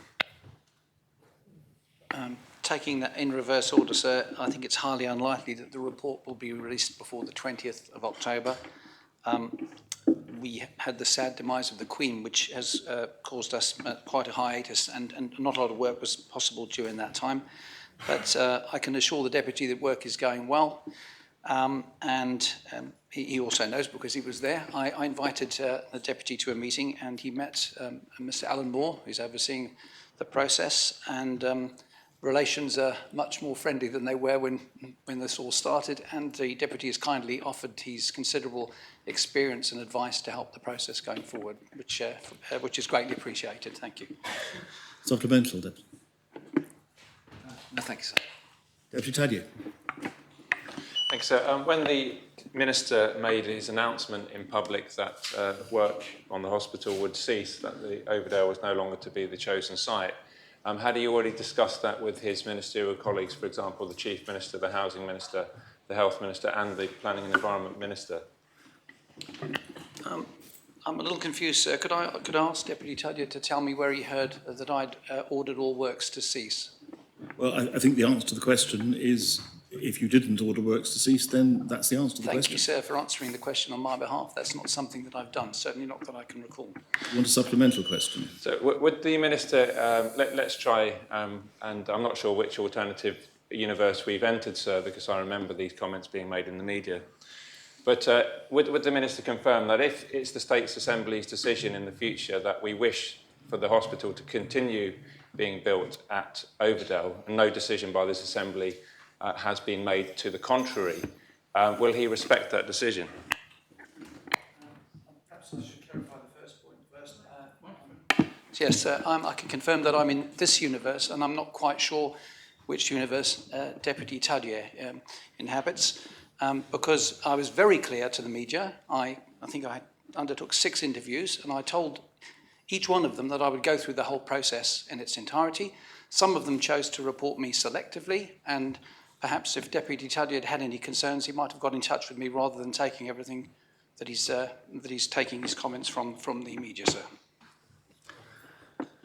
Well, that was the first part of the question. The actual second part of the question was, I think we live in a universe where the Minister answers selective questions. So well, come on, let's.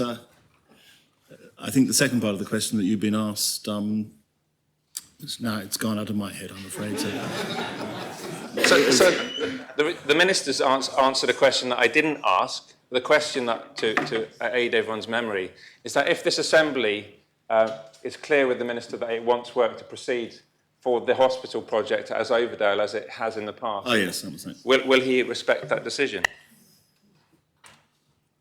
So I find this quite extraordinary, and I didn't realise I was in a position to do anything but respect the decisions of the Assembly. It's very plain. Nothing changes until the Assembly changes its mind. I simply said that in its current form, because this was information that had been made available to me, in its current form, the hospital project couldn't proceed, and that's the terminology that I used. Deputy Mezek. Thank you, sir. The jewel in the crown of the St Helier South constituency is the Lido at Havre de Pars. Earlier this year, the States Assembly approved Proposition 61, which asked the Minister for Infrastructure, along with the Property Holdings Department, to effect reasonable endeavours to maintain the facility at Havre de Pars, including establishing a steering group to maximise the benefit that that premises provides to the community. Could I ask the Minister if he has any update to give the Assembly on work done to maintain the Lido and to establish that steering group? Sir, firstly, I'd like to thank Deputy Mezek for being kind enough to forewarn me of this question, which is very much appreciated. Sadly, I've got to report that there are some difficulties with Havre de Pars. I was informed when I first took office that it was a complicated situation, particularly because the building is old and in very poor condition. I've attended, as has Deputy Mezek, every meeting of the residents, which has been extremely useful. And I've had several meetings with the tenant and with the IHE department to discuss the background, which goes back a long way and has various complications on both sides. Recently, a survey was undertaken which has revealed some safety issues, and at the moment I'm currently dealing with all of that. We're having a series of meetings to try and resolve what is quite a difficult situation. I can't say anything more than that. Some of it is commercially sensitive, but I'm very happy to come back to the Assembly with a full report once all of these issues have been resolved. So, supplemental. Yes, supplementary, sir. And I thank the Minister for his answer and for the particular interest he has shown in the Lido, which I know is much appreciated by the community down there. Would he therefore commit to having a meeting at his earliest convenience with myself and the other political representatives for St Helier South, including the parish constable, to discuss developments of this proposition since it was adopted, including the establishment of that steering group, to make sure that we can all have confidence that the work being done to maintain this vital part of Havre de Pars is something we can have confidence in is being done adequately? Yes, sir, I can confirm I'd be very happy to do that as soon as we possibly can. Well, Deputy Ward. Thank you, sir. May I ask the Minister, what does he consider to be the maximum spend he would accept for a new hospital? Thank you, sir. I certainly am afraid I can't answer that question at all, and it won't be down to me in isolation, I'm quite sure. But as soon as we, got to ask that we actually park that question until the review has come out and we've made further progress. Well, I mean, that's the answer to the question, that you can't come up with the information at this point. You don't know. Quite correct, sir. Supplemental, Deputy. Can I assume then, sir, that the Minister would accept the same cost as previously, if that's what comes out in the review? As I say, that won't be a decision for me, sir. That will be a decision ultimately for the Assembly. And the review is looking at a number of different options. So I think it would be very useful if we just hold fire on that sort of question until such time as we've reached a conclusion. Thank you. Deputy Kovac. Thank you, sir. I had a few appointments at Overdale lately, and I couldn't help not to see how deteriorated the buildings there are now. Can the Minister state who's responsible for the current very deteriorated state of the buildings there, and how does the Minister intend to remediate this? Thank you. Sorry, sir, I didn't catch which buildings they were. At Overdale. Well, I have to ask, there are a number of buildings at Overdale. There are the derelict buildings at the back of the site and the more modern ones at the front. If you could be specific, then I could possibly... If the Deputy could be... Sorry, if the Deputy... Sorry, sir. If the Deputy could be specific, then I could be more helpful in terms of answering that more specifically. I think it's a fair point. We do have time. I wouldn't normally allow any kind of elaboration, but generally speaking, do you have specific buildings in mind, Deputy? So it is mostly on the old ones, but I've seen deterioration on the new parts as well on the outside building. I can take the Minister there at some point maybe to show if needed. Yes, I can agree that some of the more modern buildings are they're not in a state of dilapidation, but they're looking a little bit poorly. But I'm in danger of sounding like a broken record. If we could wait till the 20th of October, once we've got a direction of travel, then we can look at taking further action to it. I don't think it's worth spending money on maintenance depending on what happens. So I think everything's on hold until we get the results of the review, if that's okay. Supplemental question, Deputy College. No, thank you. Conor Improvement. Thank you, sir. The Minister's department has suffered for some time with staff shortages, not only on the road side but also the property holding side. Could he tell members what the shortage rate or percentage rate of staff is at present in the department? Unfortunately, I can't give precise numbers, but I could get that answer for the constable before the end of the day. Thank you. Just as a supplementary, sir, Yes. is there effort being made to recruit new staff members where there are shortages? Thank you, sir. I can confirm that there is indeed. Deputy Luce. Thank you, sir. The Minister may be aware that the reclamation site at La Collette is full and has been, to all intents and purposes, for some months now. Is it the Minister's intention to continue to tip inert waste at La Collette, sir? Sir, I can confirm that we're looking, as a matter of urgency, at a number of different options. Supplemental for that. Thank you, sir. Does the Minister consider it right that his department continues to fill the site despite a planning application not being approved? Can I assume that we're referring to inert waste, if I could ask the Deputy to confirm?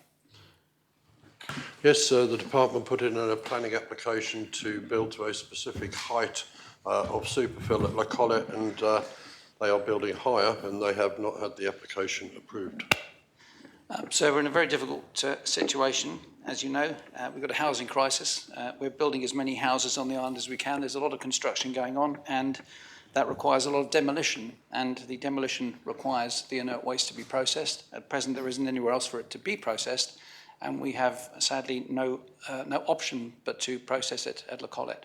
As I say, we're working as a matter of urgency to look for alternative ways of dealing with it. Conor Lawrence.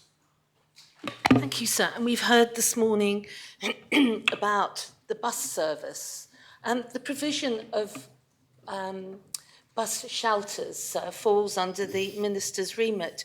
Will he tell the Assembly, please, how long he thinks it is reasonable before a bus shelter is delivered when it has been agreed that it is a necessity? So how long should it take from agreeing with his department that a bus shelter is necessary to it actually being delivered by his department?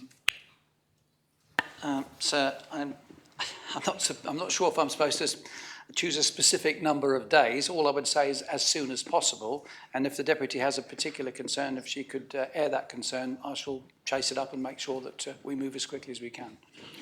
Supplementary question. Thank you, sir. The constable will certainly follow up with it, the constable. And the Minister mentioned days. The particular bus shelter that I have in mind has taken, I would say, 4+ years. So it's almost as long as our hospital. So it's not a good situation for my parishioners to be in. I look to Deputy Morell, who has also been working with me to get this delivered. And sir, my question... Well, I'm not likely to stop simply because you raise your hand and try and stop me. I beg your pardon, sir. Not at all. But no, if you could just ask the question specifically, that would be... Yes, my specific question is, will the Minister meet with me to ensure that this is delivered as soon as possible? Very happy to do that, sir. Well, Deputy Feltham.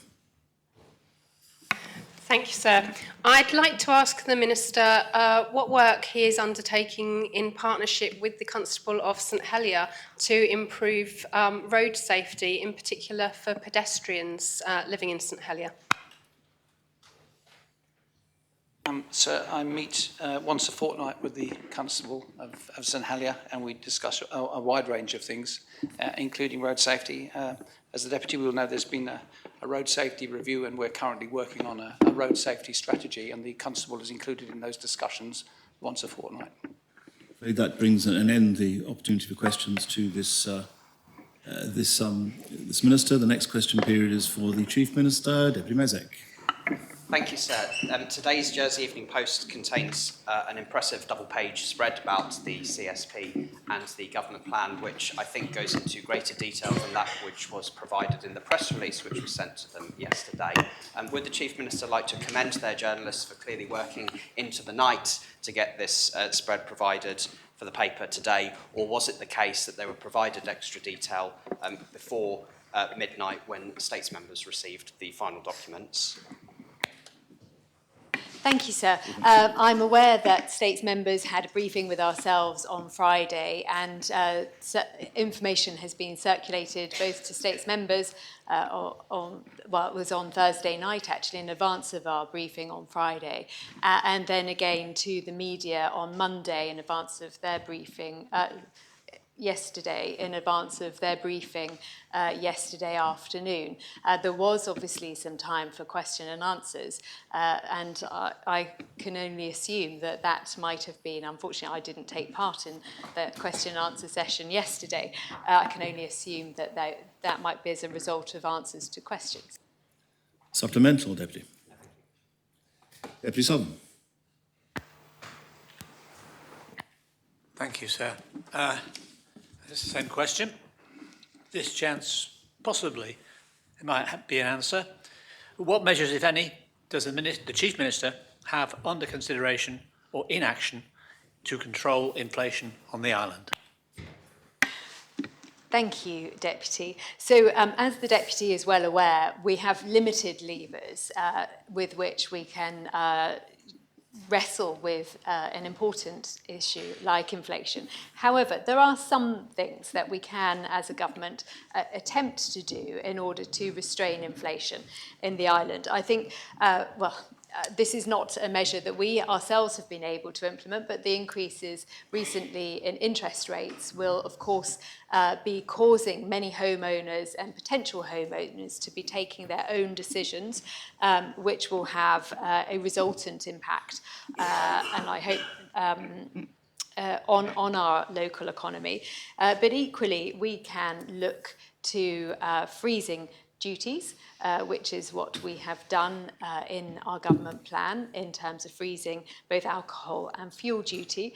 And in our mini budget, we implemented measures to support islanders who are feeling the impact of recent inflation. Supplemental, Deputy. Yes, sir. I didn't quite understand how the ordinary mortgage holder is going to influence the percentage rate of his or her mortgage. I think, sir, what I'm referring to is the potential for changes in the housing market as a result of affirmative action that people might or might not take as they see their interest rate on their mortgage change and the impact that they may have on the household budget. Deputy Farnham. Thank you, sir. The Chief Minister is on record, I believe, as saying that the current Our Hospital project is unaffordable in its current format. Out of the £804.5 million budget agreed by the previous Assembly, she will also know that a considerable amount less than that was allocated for the construction of the hospital, sir, and the rest is made up of contingencies and optimism bias, which is being put under pressure as there is a delay, sir. Will she agree that any review in the review that is provided, being led by Deputy Binney, will contain evidence of the affordability issue on the hospital?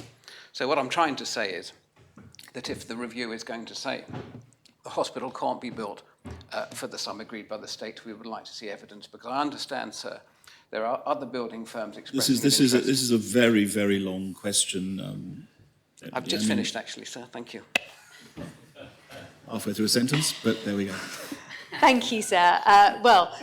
Clearly, sir, I cannot preempt the findings of the hospital review, but what I can say about the affordable and appropriate approach that this government takes to delivering future health facilities for islanders, which we absolutely agree are much needed, This was a topic, as the Deputy knows, that was much aired during the election period, and I can only assume that the great support that myself and other successful deputies, as I look around this Assembly, received was in some part as a result of Islanders' views regarding the hospital project and its need for a pause and some reconsideration, and that's why we are here today representing the public sector. Supplementals, Deputy. So just to be a little more concise than my previous attempt, will she agree, will she ensure, working with Deputy Binet and the Council of Ministers, that any review will provide evidence that the current project is unaffordable within the current budget? Evidence, please. Thank you.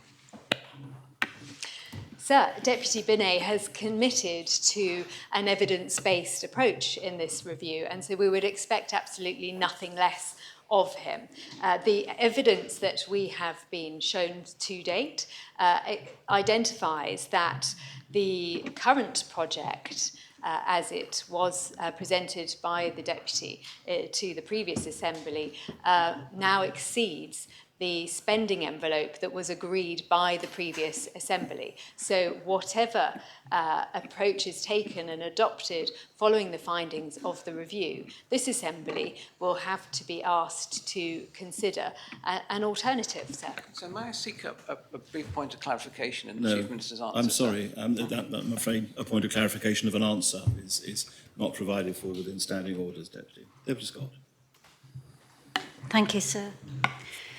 Would the Chief Minister please explain why, unlike in the previous Common Strategic Policy, references to reducing income inequality do not appear in the recently published Common Strategic Policy published by the Council of Ministers, given that this is a standard measure of social policy success? Thank you, Deputy. The common strategic priorities that we have laid out as this government have the shared intention of Jersey becoming a community where everyone can thrive. And I think in the description of thriving and the 7 priorities that we've chosen, quality of life and affordable living is centre to those. And so every decision that we take will have the quality of life of islanders and the impact that our decisions take on improving their quality of life at its very heart. There are many measures included in the common strategic priorities also, because we are an outcomes-based, focused Council of Ministers. And we certainly do hope that through the decisions that we as a Council take and as this Assembly takes over the coming years, we shall see an improvement in both the quality of life, and that does, of course, mean the affordability of life for all islanders so that they can all thrive. Supplemental? Yes, please, sir. Will the Chief Minister accept that research shows high levels of income inequality give rise to social problems that generally need to be resolved by funding provided by the taxpayer? Sir, we have a market economy, and Jersey has a strong economy, and an economy that we have a desire to protect and support so that it remains strong into the future. It has, as we look at other places at this time, put us in a great position, and it is our aim to ensure that that clear position stands going into the future, and that will mean taking sometimes prudent decisions, because that is what those who have gone before us have also done, sometimes in difficult circumstances. To get back to the Deputy's question, there are many different ways of measuring the impact that finances have upon islanders, and we're well aware that islanders face a high cost of living, particularly after housing costs, and we will be taking and bringing decisions to this Assembly in order to meet that. We can also, sir, look at rental stress, and of course we want to see the number of islanders experiencing rental stress reduced, and I think every single member of this Assembly would agree with me in that, and together we will seek to improve those Deputy Ward. Thank you, sir. Can Can I ask the Chief Minister, who was a real promoter of these CPA benchmarks for a legislature, one of which is to provide constituency offices and staff to support members in their constituency. Can I ask what is being done to undertake that and what timescale we can expect in order that we have the sort of support that we have for the new structure within constituencies? Thank you, sir. And I thank the Deputy for his question. Of course, that was, and the findings of the Democratic Accountability Group of the previous Assembly was one of the reasons why I put constituency offices in the 100-day plan. I think perhaps it was a slightly ambitious wording of that part of the plan, and we're at various states in terms of reaching it, and it would be one of the items, one of the 3 items that are requiring some additional work. However, I did on Thursday visit the new constituency office for the members of St Helier, and I have also conducted some discussions both with the GREF and with the chair of the PPC in relation to how we can better progress a proper approach to constituency offices. But for the time being, they may not quite meet the ultimate description as supplied by the CPA benchmarking report. Supplemental. Thank you, sir. May I ask the Minister whether she believes that one room for 36,000 constituents is adequate? And second, whether it's important actually to provide these offices in order to support the new structure that we have and show it to be worthwhile before we throw it out if we're not careful. Thank you, sir. I have to say, sir, I'm a big fan of our new voting constituencies. I think it's as a result of that we saw the great change that Islanders voted for in the last election. And I think through having these constituency offices embedded in their local communities, that enhances the way that members will meet with their constituents and also respond to their needs. I do feel very strongly that these should be regular and consistent, and I look forward to all members having these opportunities. Just last week, myself, Deputy Stevenson, Deputy Gorst and Deputy Farnham attended our first constituency meeting at St Mary's for our district, and we were really surprised to see people queuing outside, enjoying the company of each other as they waited for their opportunity to meet with us. And I think that only emphasised the very importance of these opportunities within our voting districts. Deputy Balash. I beg your pardon, sir. It's my folder misbehaving itself. At least it wasn't a vote.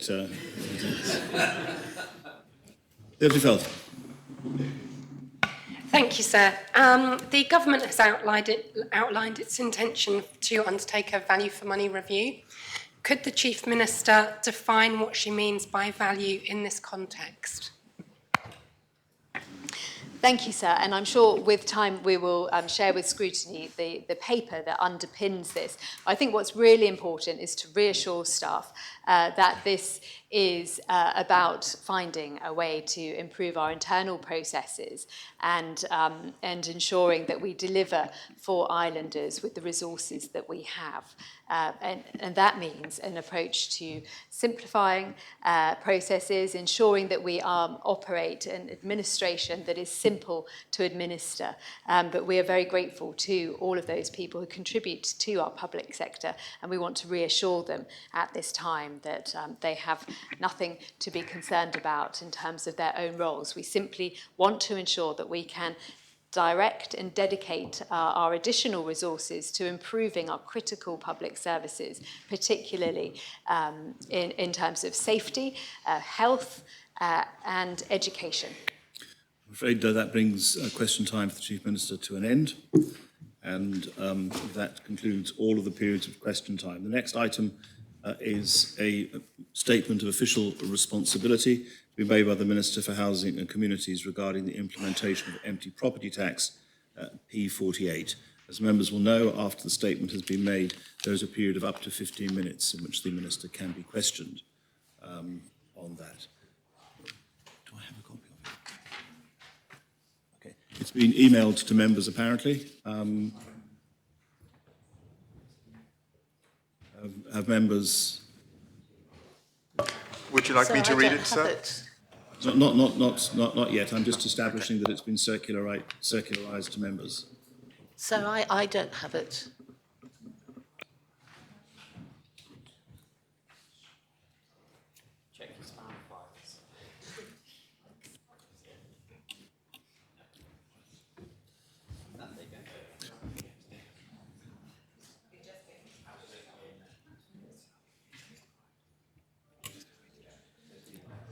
Apparently, it's now just been delivered to everyone, and in circumstances, I will then invite the Minister to deliver the statement at this point. Minister. Thank you, sir. Sir, I must first point out that Deputy Tadier's proposition asks the Minister for Housing and Communities to, quotes, initiate the necessary arrangements for the preparation of an options paper identifying potential mechanisms with a view to publication before the end of September 2022. I can confirm that necessary arrangements have been initiated, and I have delivered on that. I've been in discussions with the Greffier's office and can confirm that the September date, as confirmed by the Greffier's office, was an aim, not a deadline. Nevertheless, in the interest of openness and transparency, I would like to update members on what's happening. But I'm going to be brief. I don't want to waste time, particularly as I've already shared this letter, which I thought we'd already shared this letter, to Deputy Taddy with my fellow members. I've been working with officers across various departments within government to draw up an effective options paper, one that I believe will bring tangible solutions. I'm meeting with the Comité des Connetables this week. It is important that I work constructively with them in developing options, drawing on their wealth of parochial knowledge and securing their support to address the problem. The Connetable of St. Peter has already identified properties, and I thank him for his help. It is vital we get this right. My objective is to bring vacant properties into the market, and I will present options that will do exactly that. So many members will know how important this matter is to me. It is vital that we make the best use of homes we already have. I'd ask Deputy Taddy to work with me on this so that we can make such needed progress in this area. I look forward to bringing an options paper to the Assembly within the next 2 months. Thank you. Much. There is now a period of 15 minutes in which questions can be asked. First is Deputy Mezek. Thank you, sir. Can I commend the Minister for bringing forward this statement? This ought to be the default in instances like this where deadlines set by the Assembly are not met. So could I therefore ask the Minister to confirm that if there are any subsequent delays and he isn't able to reach the deadline he set in the final sentence of the statement for publication within the next 2 months, that he would endeavour to keep us updated proactively on this? Thank you. I will do so. Any supplementary to that? Not to that one. No. Deputy Scott. Thank you, sir. And I'm very pleased at the thought that Deputy Tadier might be assisting the Minister in developing options in terms of vacant properties, which may be vacant for all manner of reasons. And one of those options, I just wonder if the Minister might consider, is the possibility, as is the case, it happens in other jurisdictions, that where you have a property that is left to go derelict, perhaps because somebody wealthy has inherited that property and just wants to hang on to get some development gain from that, the possibility of actually introducing a tax on failure to develop properties. I thank the Deputy for a question, and that is obviously one of the options that we will consider. I can't go into any more detail than that. We're just simply going through that process at the moment, establishing what the best options are. Supplemental, Deputy? No, thank you, sir. Second question, Deputy Mezek.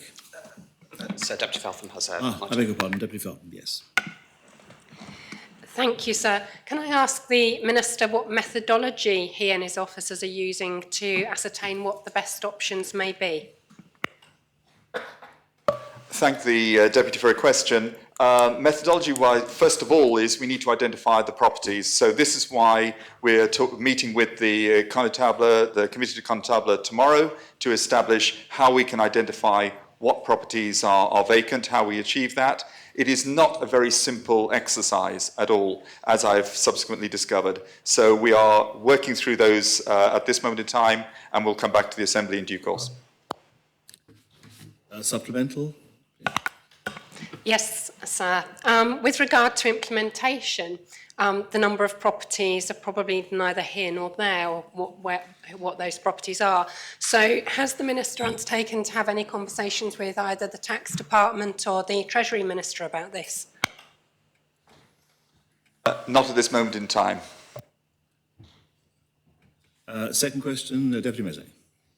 Thank you, sir. Could the Minister confirm when it became apparent to him that the September deadline was not going to be met?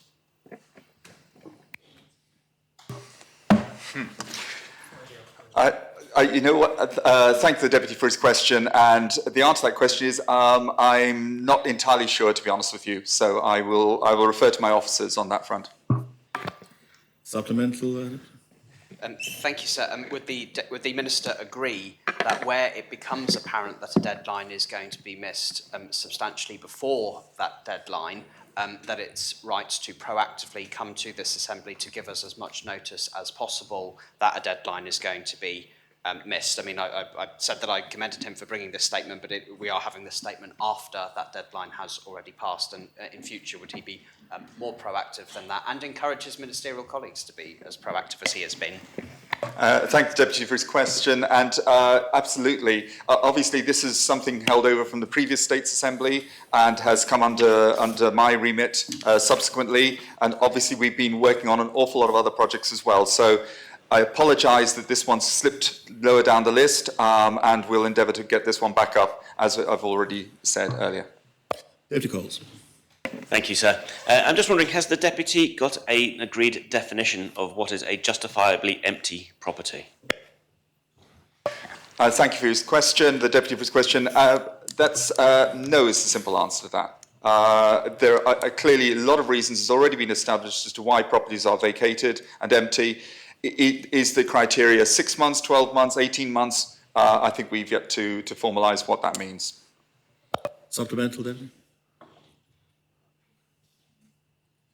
Any other questions for the Minister? Then I close questions following from this statement. Very well. We now move on to public business. The first item is the States of Jersey Development Company Limited appointment of non-executive director P87 lodged by the Minister for Home Affairs. The main respondent is the chair of the Children Education Home Affairs Scrutiny Panel, and I ask the... I'm sorry, I have misread that. I think we are all in the wrong place.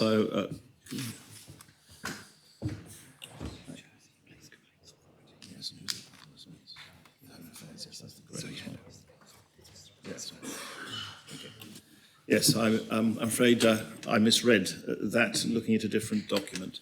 It's the Jersey Police Complaints Authority, of course, appointment of members, P87.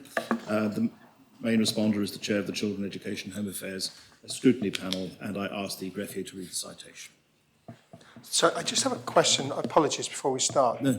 Just Jersey Police Authority. If I'm a member of Jersey Police Authority, which I've recently become, do I have to remove myself from the vote from the Jersey Complaints Authority? It's a genuine question. I simply do not know the answer. Thank you, sir.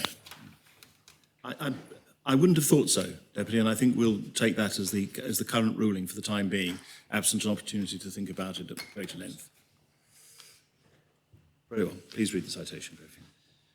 The States are asked to decide whether they are of opinion, in accordance with Article 2 of and the Schedule 2, the Police Complaints and Discipline Jersey Law 1999, to appoint the following persons as members of the Jersey Police Complaints Authority for a period of 3 years, commencing immediately. Blake Albert, Alison Lakuta, and Jenna Newlands. Minister. Thank you. Sir, I'm very pleased to recommend to the Assembly the appointment of Mr Blake Albert, Ms Alison Lakuta and Ms Jenna Newlands as members of the Jersey Police Complaints Authority.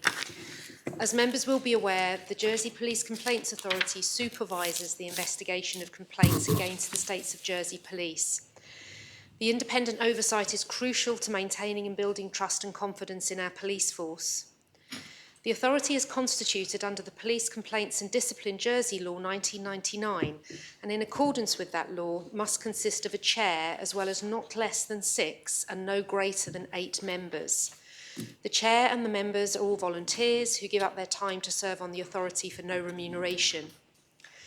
As a result of retirements from the authority, the appointment of new members is required to ensure that the authority is operating within the membership levels required under the law.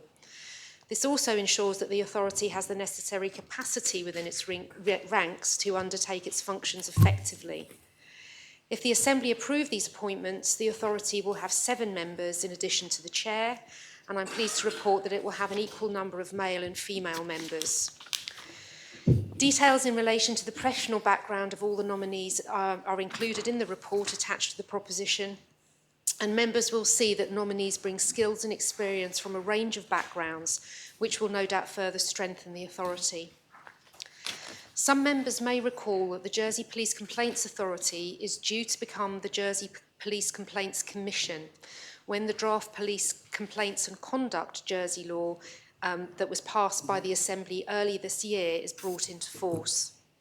At that point, the process for making appointments to the Commission will change and members will be appointed by the Minister rather than the Assembly. So this therefore may be the last set of appointments to the authority that a Minister for Home Affairs will bring to the Assembly. I'd like to take the opportunity to express my thanks to those nominees and all of those who've previously served as members of the authority for offering their time and expertise in the service of our community. Members of the authority are exemplars of the spirit of volunteering that's essential for our Jersey community life, and they should be commended for their service. I'm pleased to recommend the appointments to the Assembly, and I make the proposition. Thank you, Minister. Is the proposition seconded? Does any member wish to speak on the proposition? Deputy Mezek.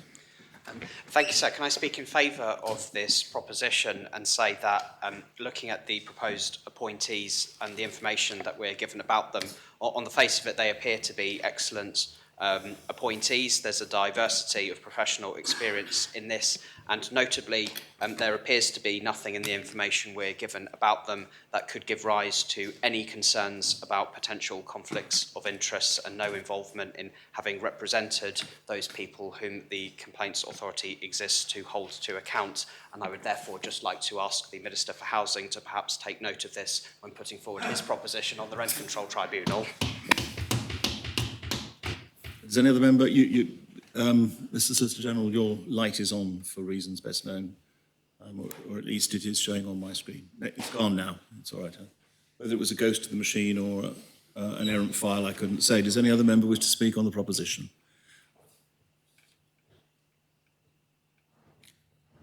Then I call upon the Minister to respond. I thank Senator Mezek for his comments and call for your appel, please. The appel is called for. Invite any members not in the chamber to return to their seats. I ask the greffier to open the voting.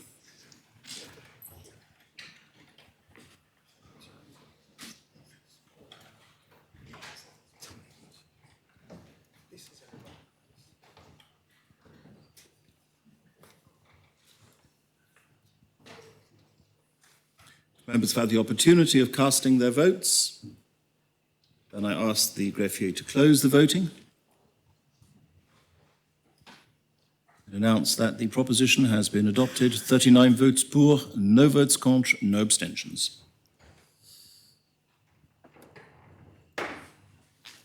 The next item is the cost of living crisis, measures affecting Andium Homes rent increases, P92, lodged by Deputy Ward. The main respondent will be the Minister for Housing and Communities. I ask the greffier to read the proposition. The States are asked to decide whether they are of opinion that tenants of Andium Homes who downsize within the Andium estate or who move from one Andium property into another refurbished Andium home should not face inappropriate sudden increases in rent upon moving. and to request the Minister for Treasury and Resources, as shareholder representative, to instruct Andean Homes to implement a scheme whereby any increase in rent in such circumstances is suspended for 1 year from the start of the new tenancy, with any such increase then introduced incrementally over a period of between 5 and 10 years, depending upon the tenant's ability to pay. Deputy. Thank you, sir. I'll keep my introduction brief as to go with the fashion of this sitting. So this proposition came about through consultation with constituents, not actually my constituents in St Clement, but they felt they'd come to me. There was real concern about increase in rental costs for Andium home tenants when they are moved out and then moved into refurbished accommodation. Really significant increases that are putting people into serious rental stress or driving people onto income support. So the context of this amendment, this proposition, I emailed the Minister on the 8th of August 2022 and received reply, the Housing Minister, and we received reply on the 18th of August, 17th of August, apologies, 9 days later, which simply pointed out the policy I was already aware of. I had said in my original email that should there not be an adequate outcome or action taken, I would bring something forward. Therefore, sir, I am being true to my word. I note that there are comments that arrived at 9:51 this morning, and I'm extremely disappointed that the comments would arrive that late before a debate. This was lodged in time on the 12th of September.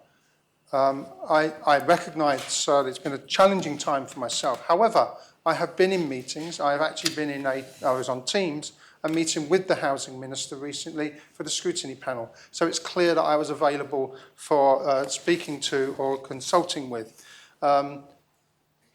Therefore, sir, addressing the comments is going to be slightly challenging because they've been very quick, given that we're also involved in questioning, thank heavens that we are. So in written question 166/2022, which was answered only about Le Marais, and to be quite frank, that wasn't what the question was for, but let's just leave that for now. It identified that there are 80 tenants that face an increase. That's 80 people in our social housing providers face an increase. 29 of them not on income support. The mean average of rent rise was £236.82 per month.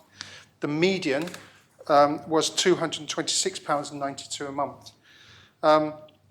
I note that when you look at the cost of living mini budget, the amount of income that would have gone to those people is effectively wiped out if they're not on income support by these changes. And what we are doing with our social housing provider is creating a huge level of rental stress from those who are moving. And I note, very importantly, sir, and it's in the report, and I will read it from it in a moment, that the refurbishment was to meet decent homes standards. To meet decent homes standards. And we are now saying to tenants, you will now pay for that decent home standard that we were providing as a social housing provider. So what we're getting to here is a very simple fact that the drivers behind this are wrong. They are not working. And so, sir, what I've asked for us to do is for this Assembly to represent your constituents and say that we will delay any rent increase for 1 year, then it will be incrementally introduced, given a review of whether it is genuinely affordable for those people. And I say to you, if you do not believe that is the case, it will be up to you to explain to your constituents why you believe they can take this hit in one go. And I am afraid, sir, that I struggle to do that. I mentioned that the Marais was the answer to the question, but there are other places all over the island, actually, as they're refurbished and people are moved. And the driver behind it is to get everybody onto the 80% rent. I understand that. I understand the policy, and I hope that the Minister is not simply going to quote policy again. The problem with that policy is it is driving people who are on long-term contracts. They have been on these contracts for many, many years, into a contract they have no control over, no choice over, but is putting them into serious rental and financial stress. And the reason for that, sir, is because not simply that is the only way. Sorry, sir, I refute the idea that that is the only way that we can pay for this refurbishment. And I refer you, sir, to the report from the annual report of Andium Homes, Rental income is our key funding source, and so the adoption of a new 80% rent policy represents a challenge to our business model. Yes, it does. Recognise that. However, it's more of a challenge to those paying the rents. However, our business model is not reliant on rental income in isolation. It is not reliant on rental income in isolation. I'm going to repeat. It is reliant upon the relationship between the social housing rents policy and the financial return we deliver to the government each year. We have recognised a cost of living crisis, which is disproportionately affecting those most needing, those with least income in our society, those people who qualify for social housing. Yet at the same time, we are pushing them into a new contract which is higher rents, which is simply not affordable for many, or will take away any help that is given for the cost of living crisis. And as for this notion, I scanned the comments paper that arrived so late. As for this notion that it's okay because people on fixed incomes, pensioners, can go on to income support. I'm sorry, sir, but that is a poor reflection of our society and a poor reflection of us. If what we're saying to people is, it's okay, we can now put you into the income support system. So I have no problem. I'm not one who demonises those who have to rely on income support. I am the ones who stand here and constantly say, let's limit rents, let's increase pay, let's make sure people have a decent standard of living for what they earn. However, sir, there is an issue of income support from so many, and there are proud people, people who have lived their entire lives without claiming, who are now being told because you are on they have no choice to move anywhere else into the private sector. They don't have spare homes that they're letting out, somewhere they can just pop to and get rid of their tenant. They're reliant upon social housing and have been all their life. And now they're being told, because we are because I've got to keep a straight face here, sir, and I've got to keep calm because I find it remarkable that we're doing this. Because we are now putting your social housing up to a standard that is required for a decent living, you will now be forced onto income support to survive. So that is an inadequate response. So what this proposition does would stop that happening for 1 year, and it would give the opportunity for the Housing Minister and the Treasury Minister to look again at that model for these people. Because otherwise, sir, we are creating a system whereby more and more people will be trapped in the cycle of poverty with income support. And it's no good to say, well, that's okay, they can go to Citizens Advice and get help with their forms. I challenge members to go through and make an income support claim. I have a degree. I'm quite proud of my education. I would not want to make an income support claim. They are challenging, they are difficult, and also, sir, they are intrusive. So people who are on fixed income, who may want to earn a little bit of money doing whatever as they get older, then have to declare that, and then you have the offset, and that offset might go wrong, and they might not declare it properly, and after 3 or 4 months, the money builds up, and lo and behold, they end up with an overpayment. And we are putting people into this situation where it is unnecessary. Because let's look at it this way, sir. That income support money is going to Andium, and Andium are making a repayment to income support and circulating that money, whilst those people in the middle are victims, and I've used that word wisely, sir, they are victims of a system that is letting them down and driving them into poverty. How can we sit here in this assembly and talk about dealing with poverty and talking about a mini budget that's going to even things up and enable people, and then drive a significant number of our people with tenants in social housing into exactly the poverty that we're trying to do something about? So I bring this proposition simply to make that change. It gives some time, it gives some opportunity for review, and it gives the opportunity to look again as to whether that's what we want to do to our constituents, our parishioners, the people that we see day in, day out. So I'll leave it at that, and we'll see where we go with the debate. I hope it's quite a short one, but there we go. And so I make the proposition. Thank you. Thank you, Deputy. Is the proposition seconded? Yes, sir. Chief Minister. Thank you, sir. Firstly, sir, I would like to apologise to members for the late issue of these comments. It was on Friday afternoon at some time, I was told that the comments couldn't be signed off unless they had my signature, despite having been passed through 6 other ministers in the course of consideration and deliberations. At that point, sir, when I took time to read it, I asked if some changes could be made. I also asked if I could speak to Deputy Ward and to Andiam, and I did do that, sir. So I'm afraid the time it took for those discussions to be had, and for me then to make my suggested amendments to the comments, meant that the comments were sent over to the GREF, I think at some point after 5:30 on Friday afternoon, and therefore they have not been circulated until this morning. So I can only apologise to everybody concerned. The reason for my call with Deputy Ward was to seek his deferral and some consideration that we might be able to work together to find some amendments, because I completely understand where he's coming from here in terms of listening to constituents and trying to find a solution.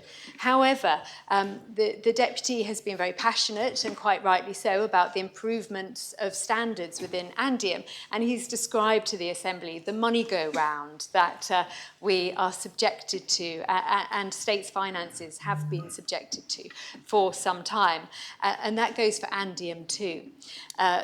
The last Assembly took the decision to move to the 80% of market rate for Andiam tenants, and that was the right thing to do. However, it had a commensurate impact on Andiam's finances, and if we continue to push their finances to do something here and to do something there, then we risk, unfortunately, the stability of those finances, and therefore we risk the ability for Andiam Homes to continue their programme of building new homes for tenants and for sale, and for also continuing the improvements that they wish to make to their property stock. Because, of course, it was as a result of the housing reforms that were brought back in 2012, I believe it was, that our stock was simply in a place where Andiam had become unable to maintain housing stock, it was previously the housing departments, had become unable to maintain the stock as we would hope as states members. And so they embarked on a voyage to reform housing so that they were able to borrow the money and improve the quality of stock for islanders who require housing through the system that we have, through social housing.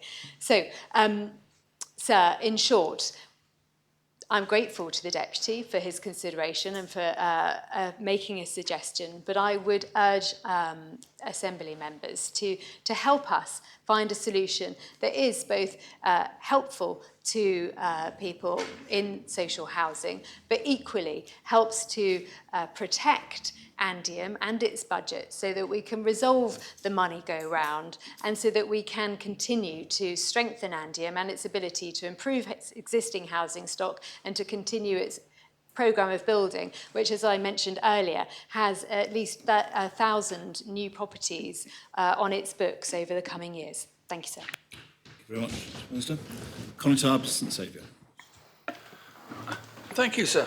I'll be speaking briefly, sir, because I will be speaking later in the in-committee debate.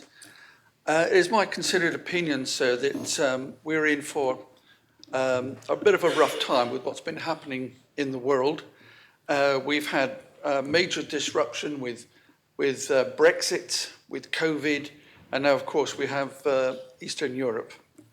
As I say, I'll be speaking later in the main debate, the in-committee debate, but it is my considered opinion that we're having a rough road ahead, and there'll be a lot of realignment needed in the finances of the island and finances of the world generally, and we need this buffer to keep people safe meanwhile. So I will be supporting this proposition. Thank you, sir.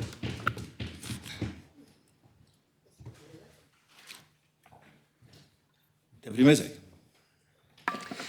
Thank you, sir. I'm grateful for Deputy Ward for bringing this proposition, and it's something with which I have It touches upon an issue which I have experience of from having served as housing minister previously. In fact, the refurbishments and the moves of tenants in Le Marais begun when I was housing minister, and many of the moves from Hugh Court took place whilst I was minister. And I remember attending Le Marais with officers from Andium so that I could meet with tenants there and speak to them firsthand, understand some of the issues and concerns they may have had when being asked to move so that that refurbishment could take place. And similarly, I also attended in person Hugh Court to speak to tenants there when they had concerns over how that was handled as well. And so I won't issue any word of criticism against Andium for how they try to handle those personal interactions with their tenants. So, you know, I've seen them go into people's homes and sit down with them and try to be as clear as possible with them. But with the best will in the world, when you're asked to leave a home that you've been in for years and move somewhere else, that can be a stressful time for people. Many of these tenants are very well settled in their homes and have a life there and are used to things where any kind of change for that will cause them anxiety. Many of these people have lived in their homes for years and years and years. The reason this becomes an issue for them is because when tenants move within Andium's housing stock to a new home, they essentially become a new tenant. Their previous rental contract ends and they take on a new one. And when you become a new tenant for Andium, your tenancy is set on the terms which the current rent policy dictates it must be. There isn't a transition, and whatever terms you were on your old contract are ended at that point.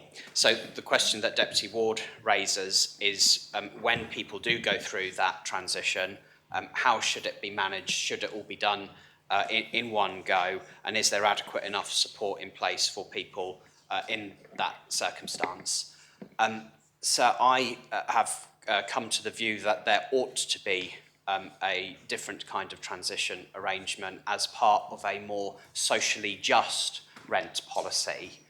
So the rent policy that we have, though it is slightly different to the one that was adopted when Andium was created, and let me assure you I have the scars on my back to prove that, because of how difficult it was to get it changed. It is a rent policy which is set up to take money from social renters and put it into the Treasury. It's not a rent policy which is set up to resemble what social housing is meant to be, which is that it's meant to be a way of providing homes which are genuinely affordable for those who need the help. So I've just been flicking through the government plan which was sent to us just after midnight, and I'm very disappointed to see that there is a line in it which says, it's on page 66, it says that affordable homes for rent are subsidised on average by more than 20% of market rates.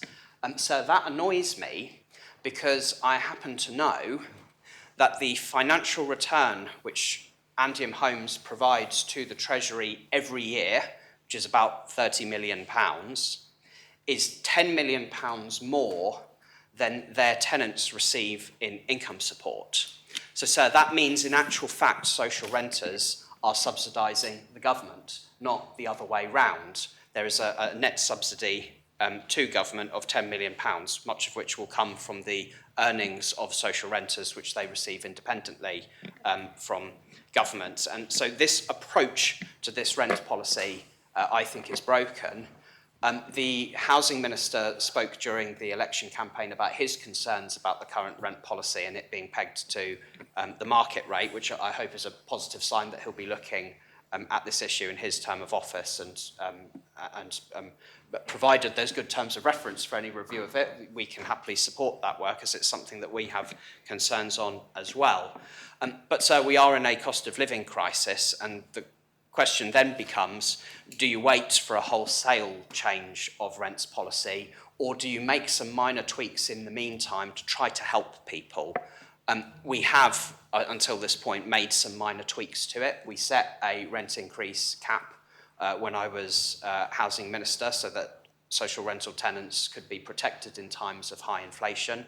We implemented 3 rent freezes for Andium in the previous term, and we changed the rent policy from the 90% policy to the 80% policy. So I think that there is no harm in saying we can do a further tweak to it to ensure that when tenants are moved, not through their own choice, but out of necessity, because we do have to maintain properties in the social housing stock and make sure they are fit, decent homes for people to live in and live happy lives in, that there is a bit of leeway in that when people's lives are turned upside down during that process, that they don't suddenly have this hit all at once, which, okay, for some tenants, they may not notice it because income support, which they may already be claiming, may simply be increased for them to pay that difference. But some will notice it because some will be paying their rent not purely from income support, but from a combination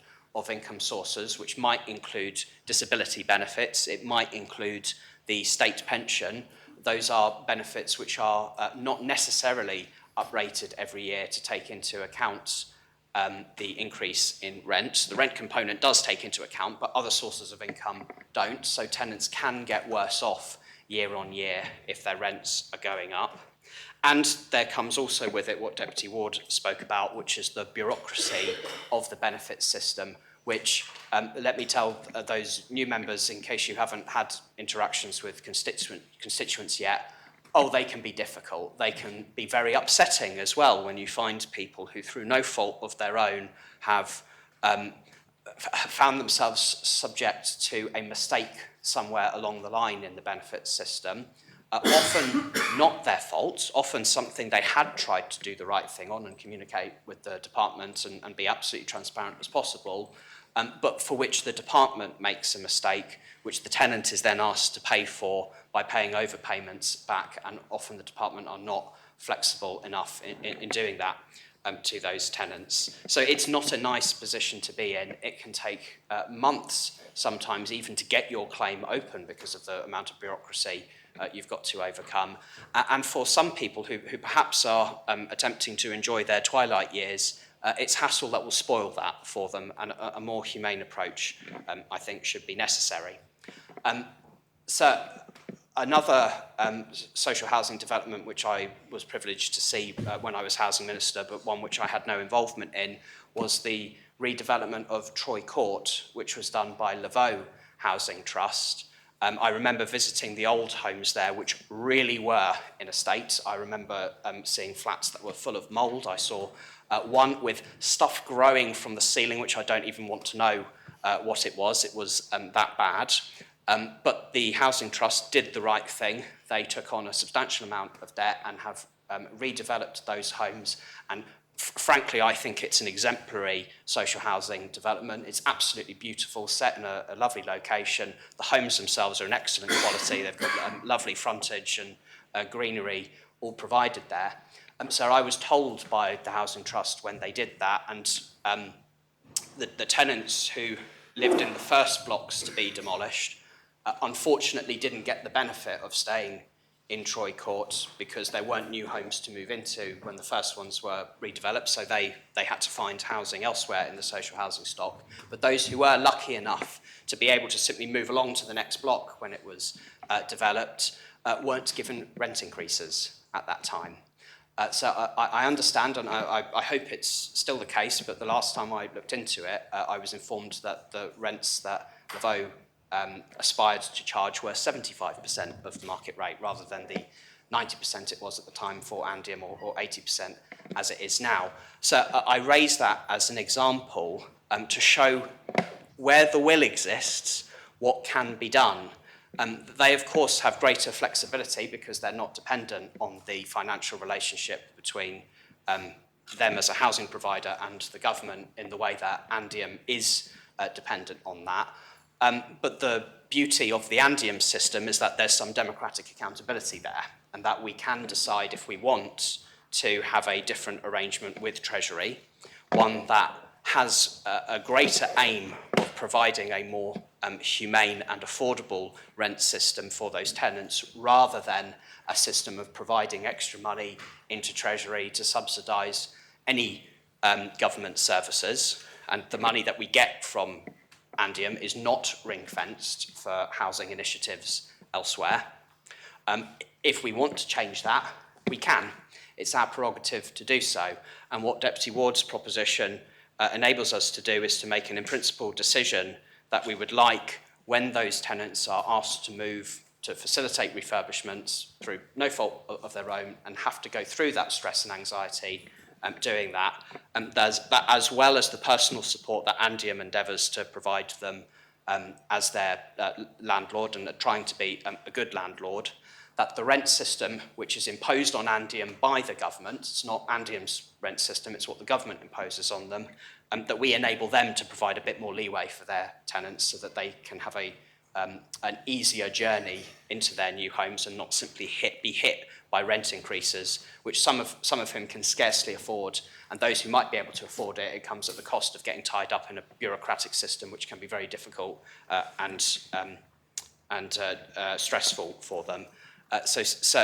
Whilst the do-nothing option here is certainly the easiest one, the do-something option that Deputy Ward is proposing, I hope would make a difference for the people who he's trying to help with this. And the government does have the ability and the leeway to look at its financial arrangement with Andium to make sure they can do this without jeopardising all the other good work that we want Andium to be doing in other refurbishments and developing more homes which are so desperately needed. So if there is a will here, there can be a way, and I hope the Assembly will support Deputy Ward and give that indication that we do want that will and that way. Thank you very much, Deputy. Go on to Hobson Clem. Sir,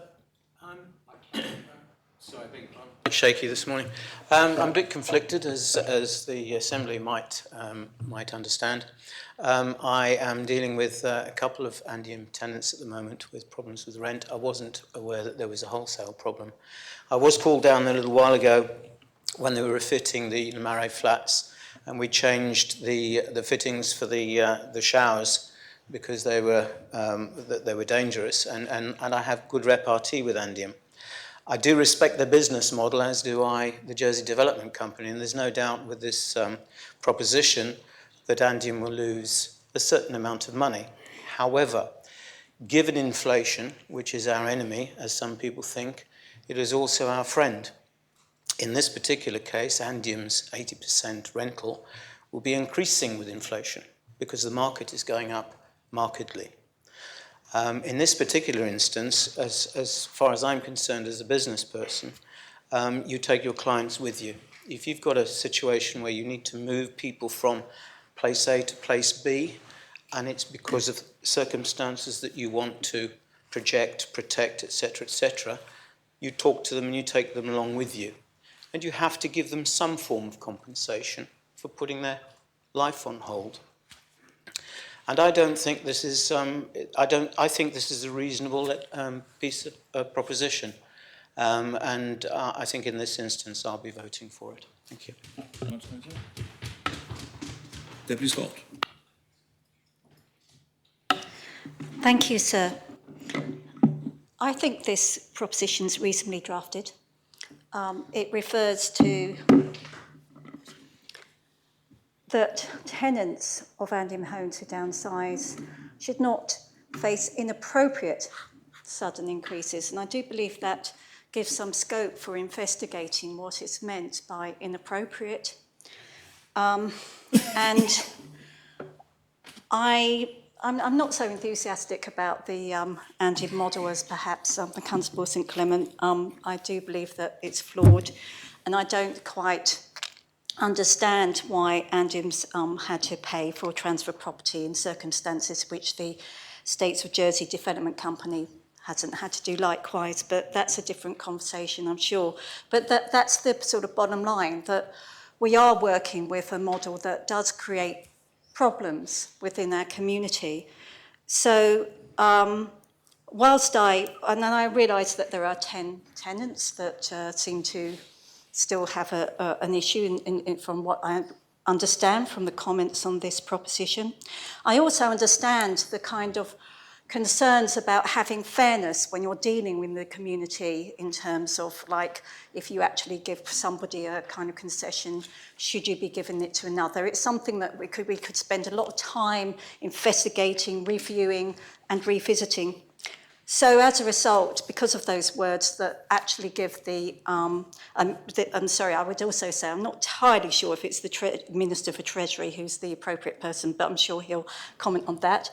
But because this actually does give the scope to investigate what is meant by inappropriate, I support this proposition. Any other member wish to speak on the proposition? Deputy Curtis. Thank you, sir. I'm glad that one of my parishioners has reached out to Deputy Rob Ward and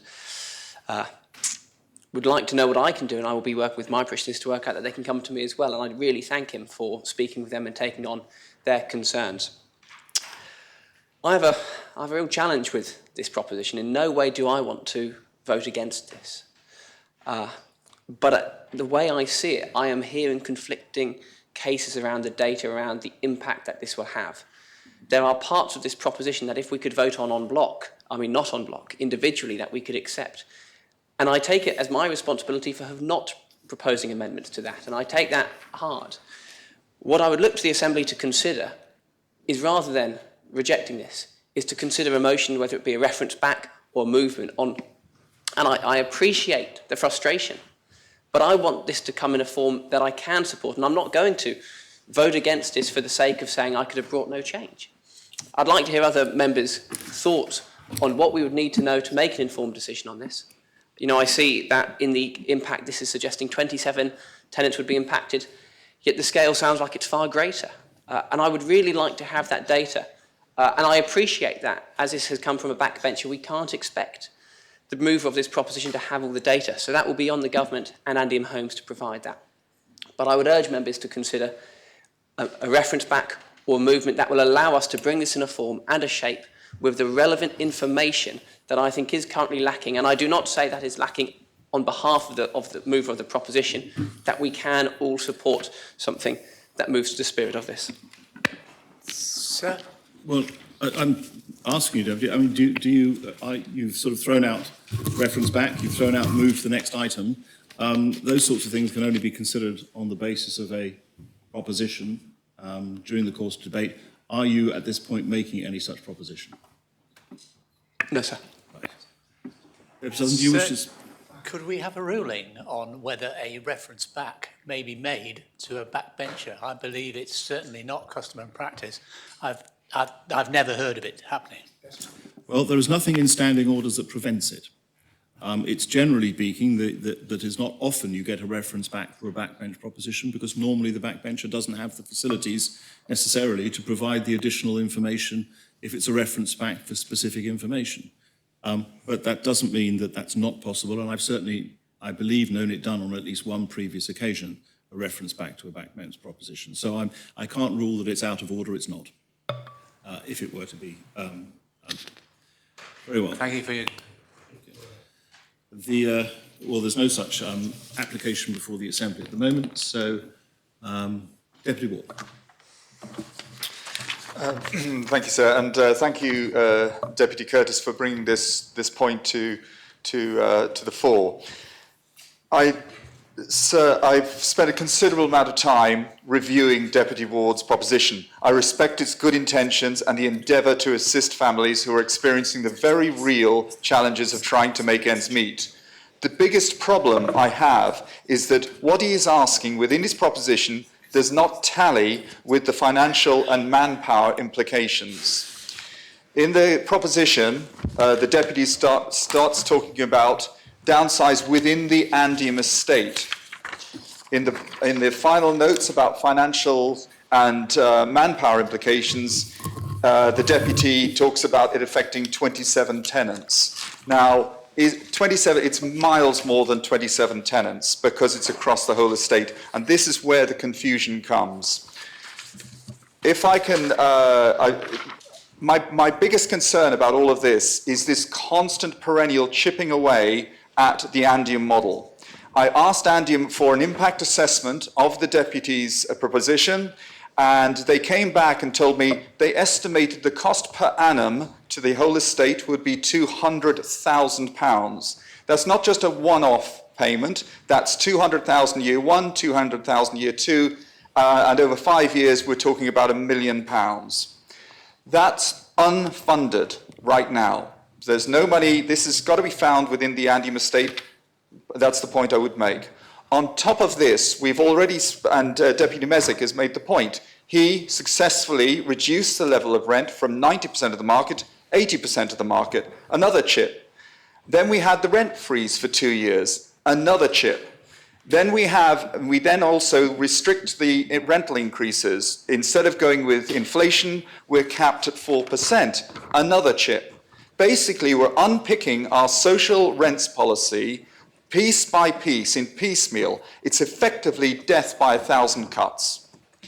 If Deputy Ward's aim is to provide more affordable homes, then changes to the policies such as this could result in exactly the opposite.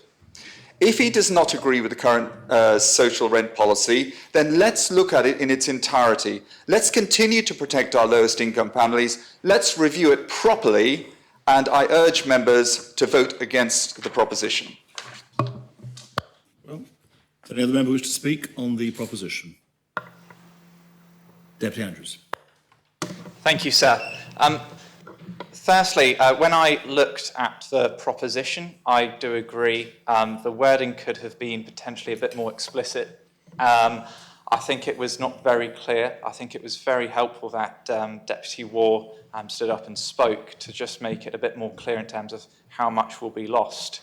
Now, we know with Andium homes, their model isn't really effective. It's not working. We have a rental policy that is aligned to the private housing market that essentially is in a position of partial market failure. And actually we are seeing that many people are in a position of negative savings where their expenditure is more than their rate of savings. So this is actually having an impact in terms of our labour market. And actually this is a reason why, partly, why we have an undersupply of labour. Now, I have given this proposition time, and I thought it would also be important to mention several components during this debate. Firstly, we have to look at the relationship between Andium and government, and when we look at the relationship, there is a £30 million return. However, Deputy War stated there would be a £200,000 loss. So actually, when you're looking at the accounts, Andium will still be in a fairly reasonable position. I think longer term, what we really have to be looking at is how we are going to implement a change to Andium Homes rental policy. It also means we have to look at the composition of households. We all are very much aware that we have an increasing dependency ratio. So we really have to be looking at how many households will be economically active compared to those who won't be. And of course, with an increasing dependency ratio, there is going to be a need for an enhanced level of government redistribution. So this is also going to be more costly, essentially, to the taxpayer. And I think it's important to mention, sir, we are simply arguing about issues, but we're not really addressing the needs of our economy. I think if we have a stronger economy, if we have more robust industries, we will see wage labour be able to take home more wages. And actually that's going to allow households to have the opportunity to have increased levels of savings. They might have the ability, sir, to afford downward payments. However, the relationship between perpetual renters in Andium homes and those who are seeking to enter home ownership is weak. And we need to ensure that we look to modify that. Therefore, sir, I was absolutely hesitant about where to go on this, but having listened to the Housing Minister, I will be supporting this proposition, and I will be supporting Deputy Ward. However, I do understand there was a need for clarity, and I was also one of those members of the Assembly who needed clarity.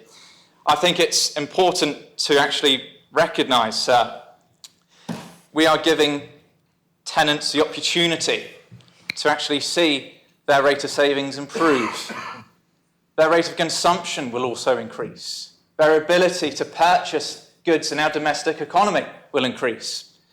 And also, sir, I have to say, quite honestly, I have been fed up with consecutive Conservative governments ignoring the needs of the people of Jersey. And I think what we actually do need to see is a government that will reflect the interests of the people.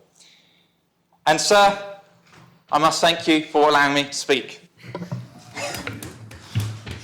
Oh, you are actually entitled to speak, Reverend, so no thanks is necessary. Deputy Hull. Thank you, sir. I just asked Deputy Wall, when he does his review with the Andium homes, could he look, if a tenant has been a tenant for many years, why do they have to enter a new agreement when they're forced to leave their home to go into a new property? And I just wondered if you could find the answers for the Assembly to that question. Andium Homes do a great job, but I'm very concerned that many of these tenants have been in their homes for many, many years, and we're putting them at we're not being very fair to them. Thank you, sir. Should point out, Deputy Hull, that Deputy Wall has no opportunity to speak again and therefore to answer any questions. So he would have to circulate any answers were there to be any outside of the context of the currency of the debate. Deputy Reniff. Thank you, sir. I'd just like to make a couple of points, if I may. I think one thing I would want to remind everyone in the Assembly is that we have, as a Council of Ministers, set out a set of principles for the way we want to go forward. And one of those things is that we are supporting incomes. And we have put a lot of effort in the mini-budget, and there will be further efforts through the government plan to ensure that we are able to support people's incomes. So it is not true to say that we are leaving people in Andium homes in a position where they are completely unable to pay. That is an important principle. But there's another important point, I think, here, which hasn't been mentioned yet, and that is that we are creating if we pass this proposition, to create a two-tier market in Andium homes. In that, we will have a set of tenants who are moving into a refurbished property, some of whom will be paying the 80% rate, some of whom will have been subsidised. That is not a good principle and is liable to create envy and difficulties within the Andium model. And I think it is indicative of what happens when piecemeal attempts are made to tinker with elements of the model. And in particular, I think it's been instructive listening to this debate to hear so many other things tied up in the debate. There's been criticism about the how bad income support is. There's been criticism saying that Andium's model is broken. Those are things which are best addressed through propositions which deal with those issues, not through a small piecemeal addition to a policy which has been is required in order to create the funding model that we need for Andium to deliver what it's going to do.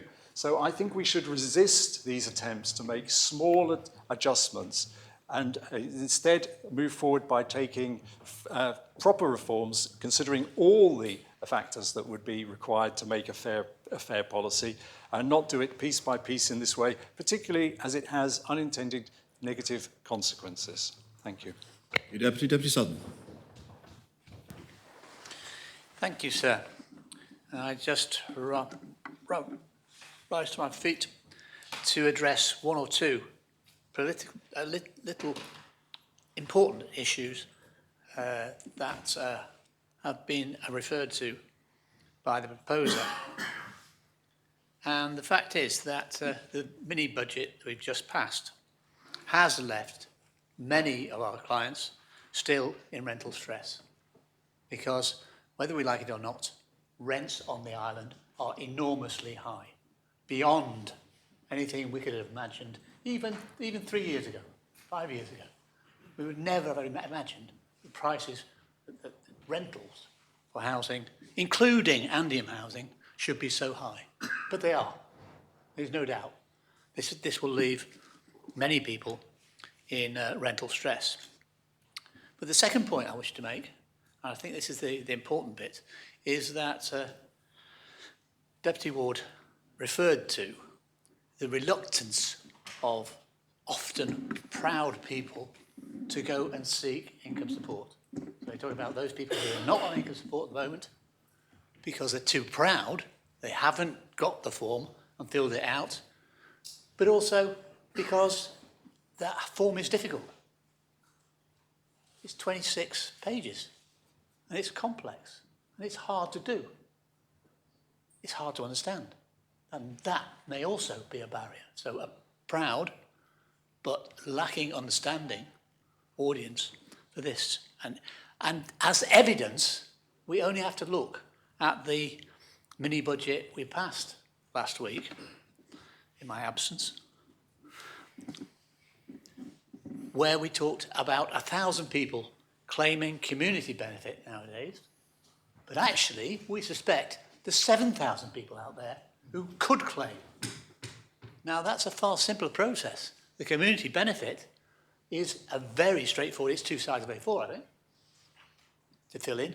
So not difficult, but still has that air of pride about it, that people won't do that, especially we all have them, our constituents who are more elderly and have got through the war and survived Hitler, but sit there and look at this and say, yes, but I'm too proud. I'm too proud to go and claim. I won't claim charity. That's often, 9 times out of 10, that's charity. No, it's not. You paid in for it, and it's a benefit due to you. But try and convince them otherwise. The fact is that in this particular case, for community benefit, that air of pride is there. I think in terms of applying for benefit for your rent, becoming a member of income support, becoming a member who claims income support, again, also a barrier. So I think we're talking about a quite serious problem, which, as Deputy War says, will actually cost £200,000 a year. Well, hang on, what are we talking about here? It takes 5 years for the cost to be £1 million. That's £1 million of £30 million. That is not an enormous amount of money. And we could perfectly safely let the new system, if we pass this, go for 3, 4, 5 years and still be comfortable and still be able then to, our long-term goal, our long-term solution is this. Give yourself 3, 4, 5 years to find the long-term solution, one that treats our tenants better than currently. Thank you. Deputy Farrell. Thank you, sir. To answer Deputy Howell's earlier question about how we arrived where we are at the moment, there was part of a housing transformation programme a number of years ago when Andium decided originally to move to 90% of rents. And the original plan was for that to be done in a big bang, where everyone's rents would increase.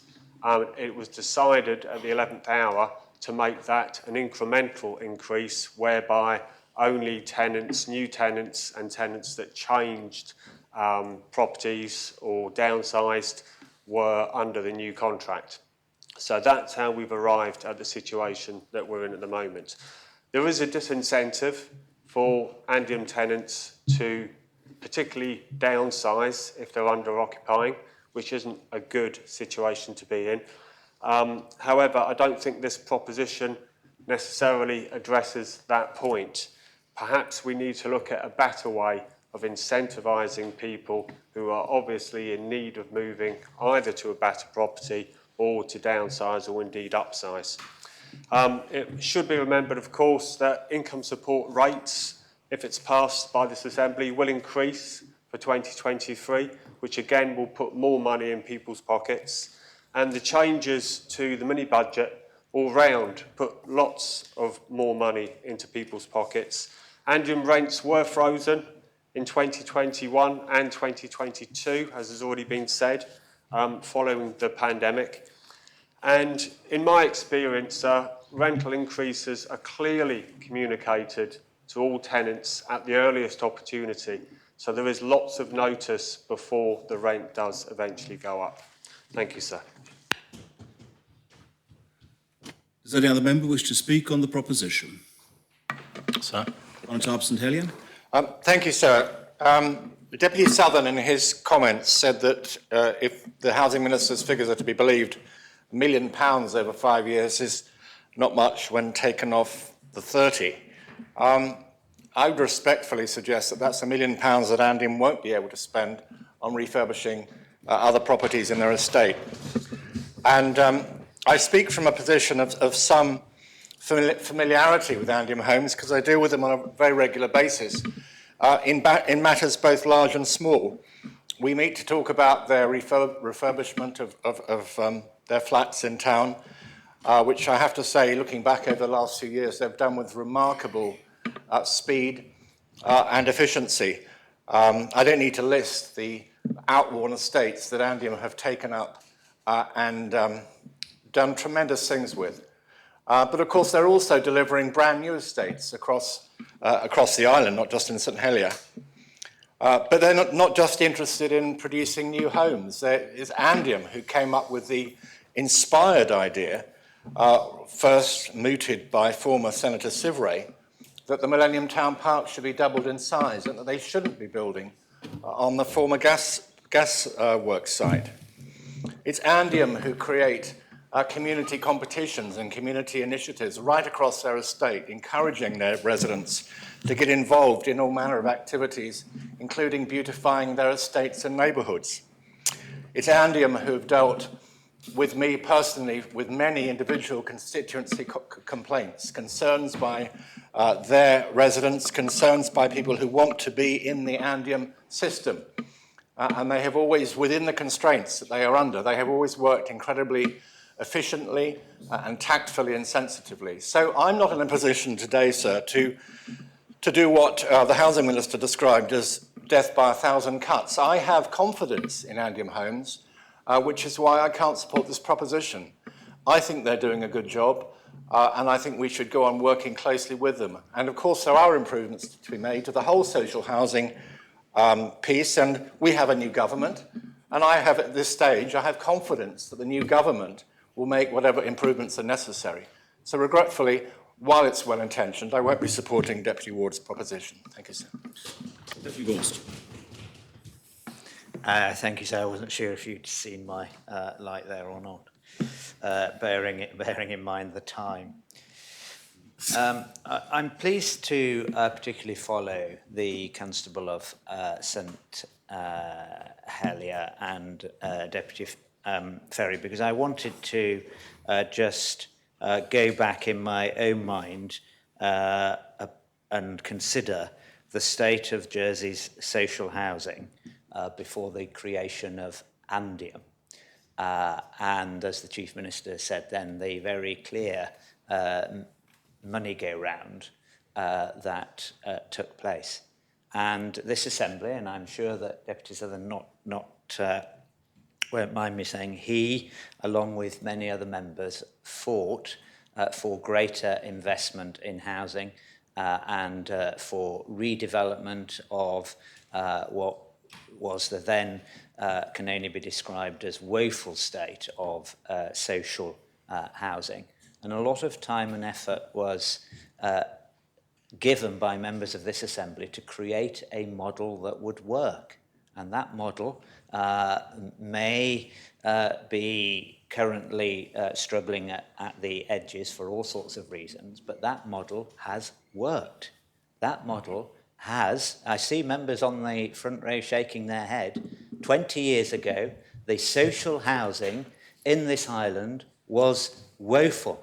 Today, all social housing meets the decent homes standard. That has been delivered by Andium, and we can't get away from that.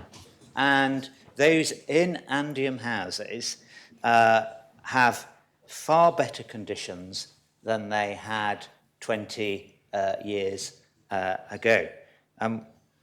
Andium have worked within that model. It was then 90%, and as Deputy Ferry reminded us, it was only adjusted, I think, in this Assembly to ensure that rather than everybody moving over time to 90%, only those who transferred to new houses went up to that particular level. And this, the transfer between old stock and renewed stock is the issue that has caused Deputy Ward to bring forward this proposal.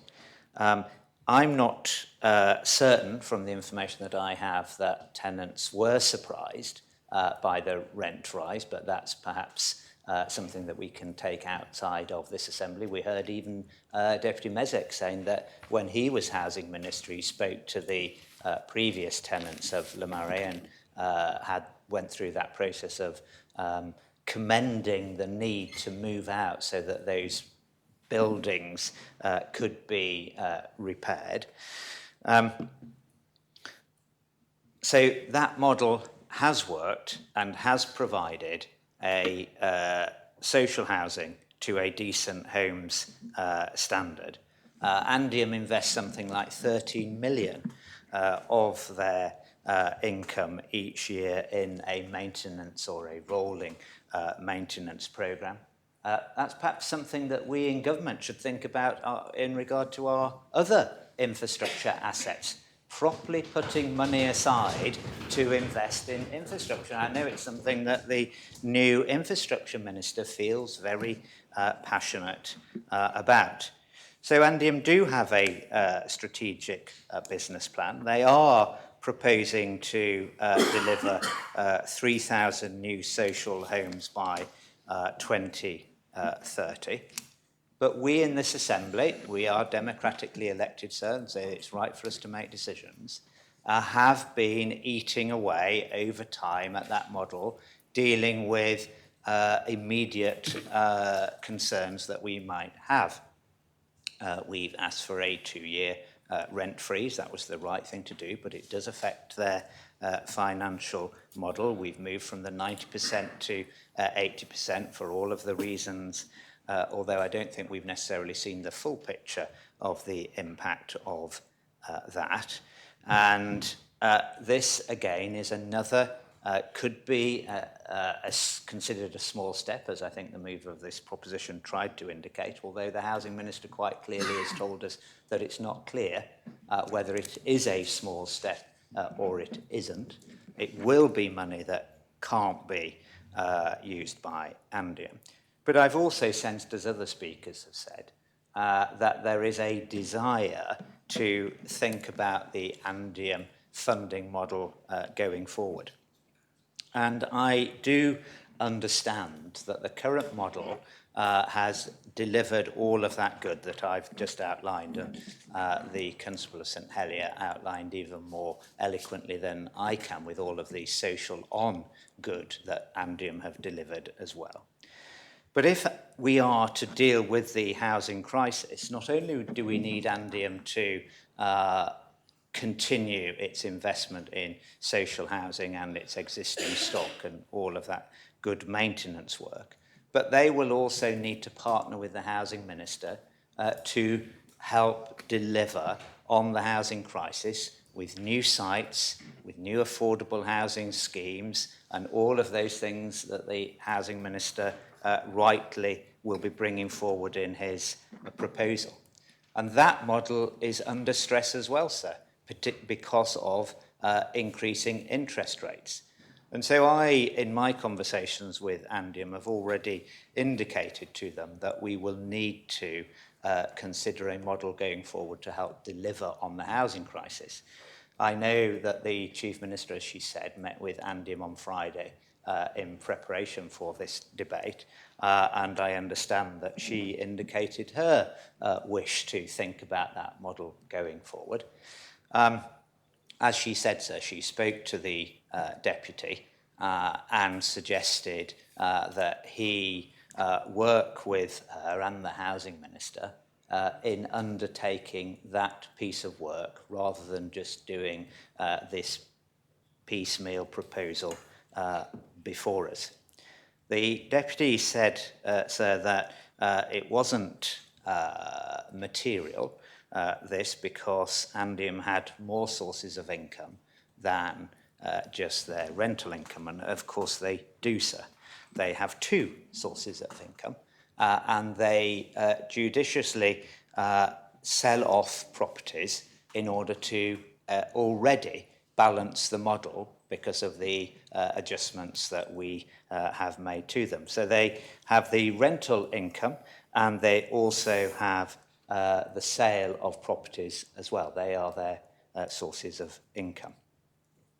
So I think that we find ourselves in a situation where the Andium model is now finely balanced, as we see in their business plan. I do want to see us partnering with them and SOJDC, as the Chief Minister said, to work smartly on helping to deliver new models of home ownership and greater home ownership. But I do not want to see the provision of social housing and appropriate repairs and development of social housing impaired because of that. I want both to take place, and I know that the Housing Minister is committed to both taking place.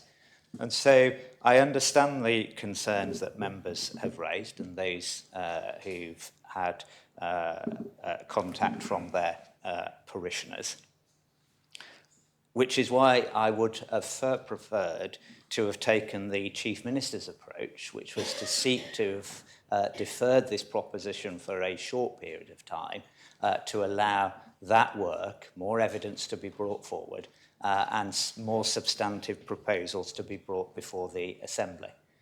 For reasons that the Deputy will no doubt outline in his summing up, he didn't take that approach. That's exactly... So may I have a point of order? I can give way if he wishes clarification. Point of order? So it is. It's being suggested I didn't meet. I had a meeting arranged for Monday at 10 o'clock. It was cancelled by the Minister, sir. Well, I think that's a very important point to make, given... It's not a point of order, and of course you do have the closing speech. Sorry, sir. Thank you.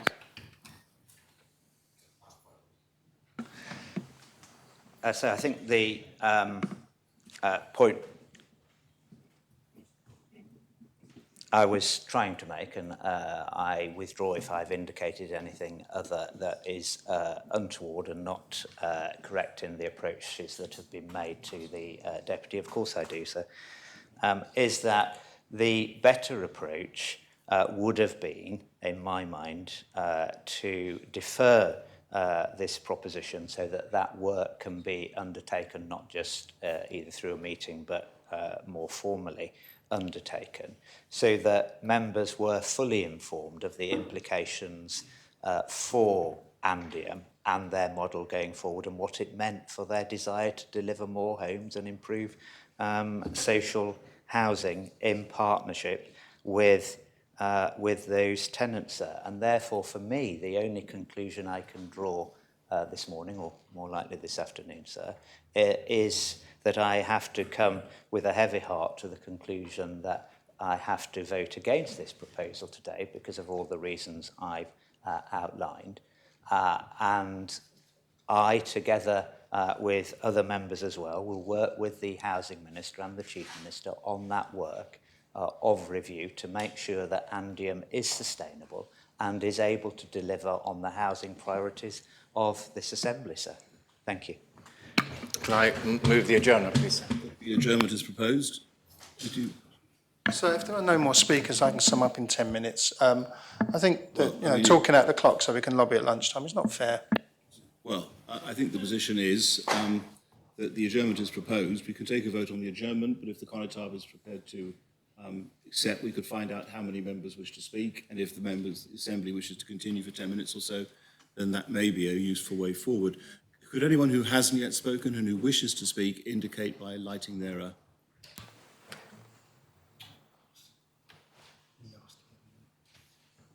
There's only one indication of an intention to speak. Two. There are two, in which case the adjournment is proposed. The The Assembly stands adjourned then until 2:50.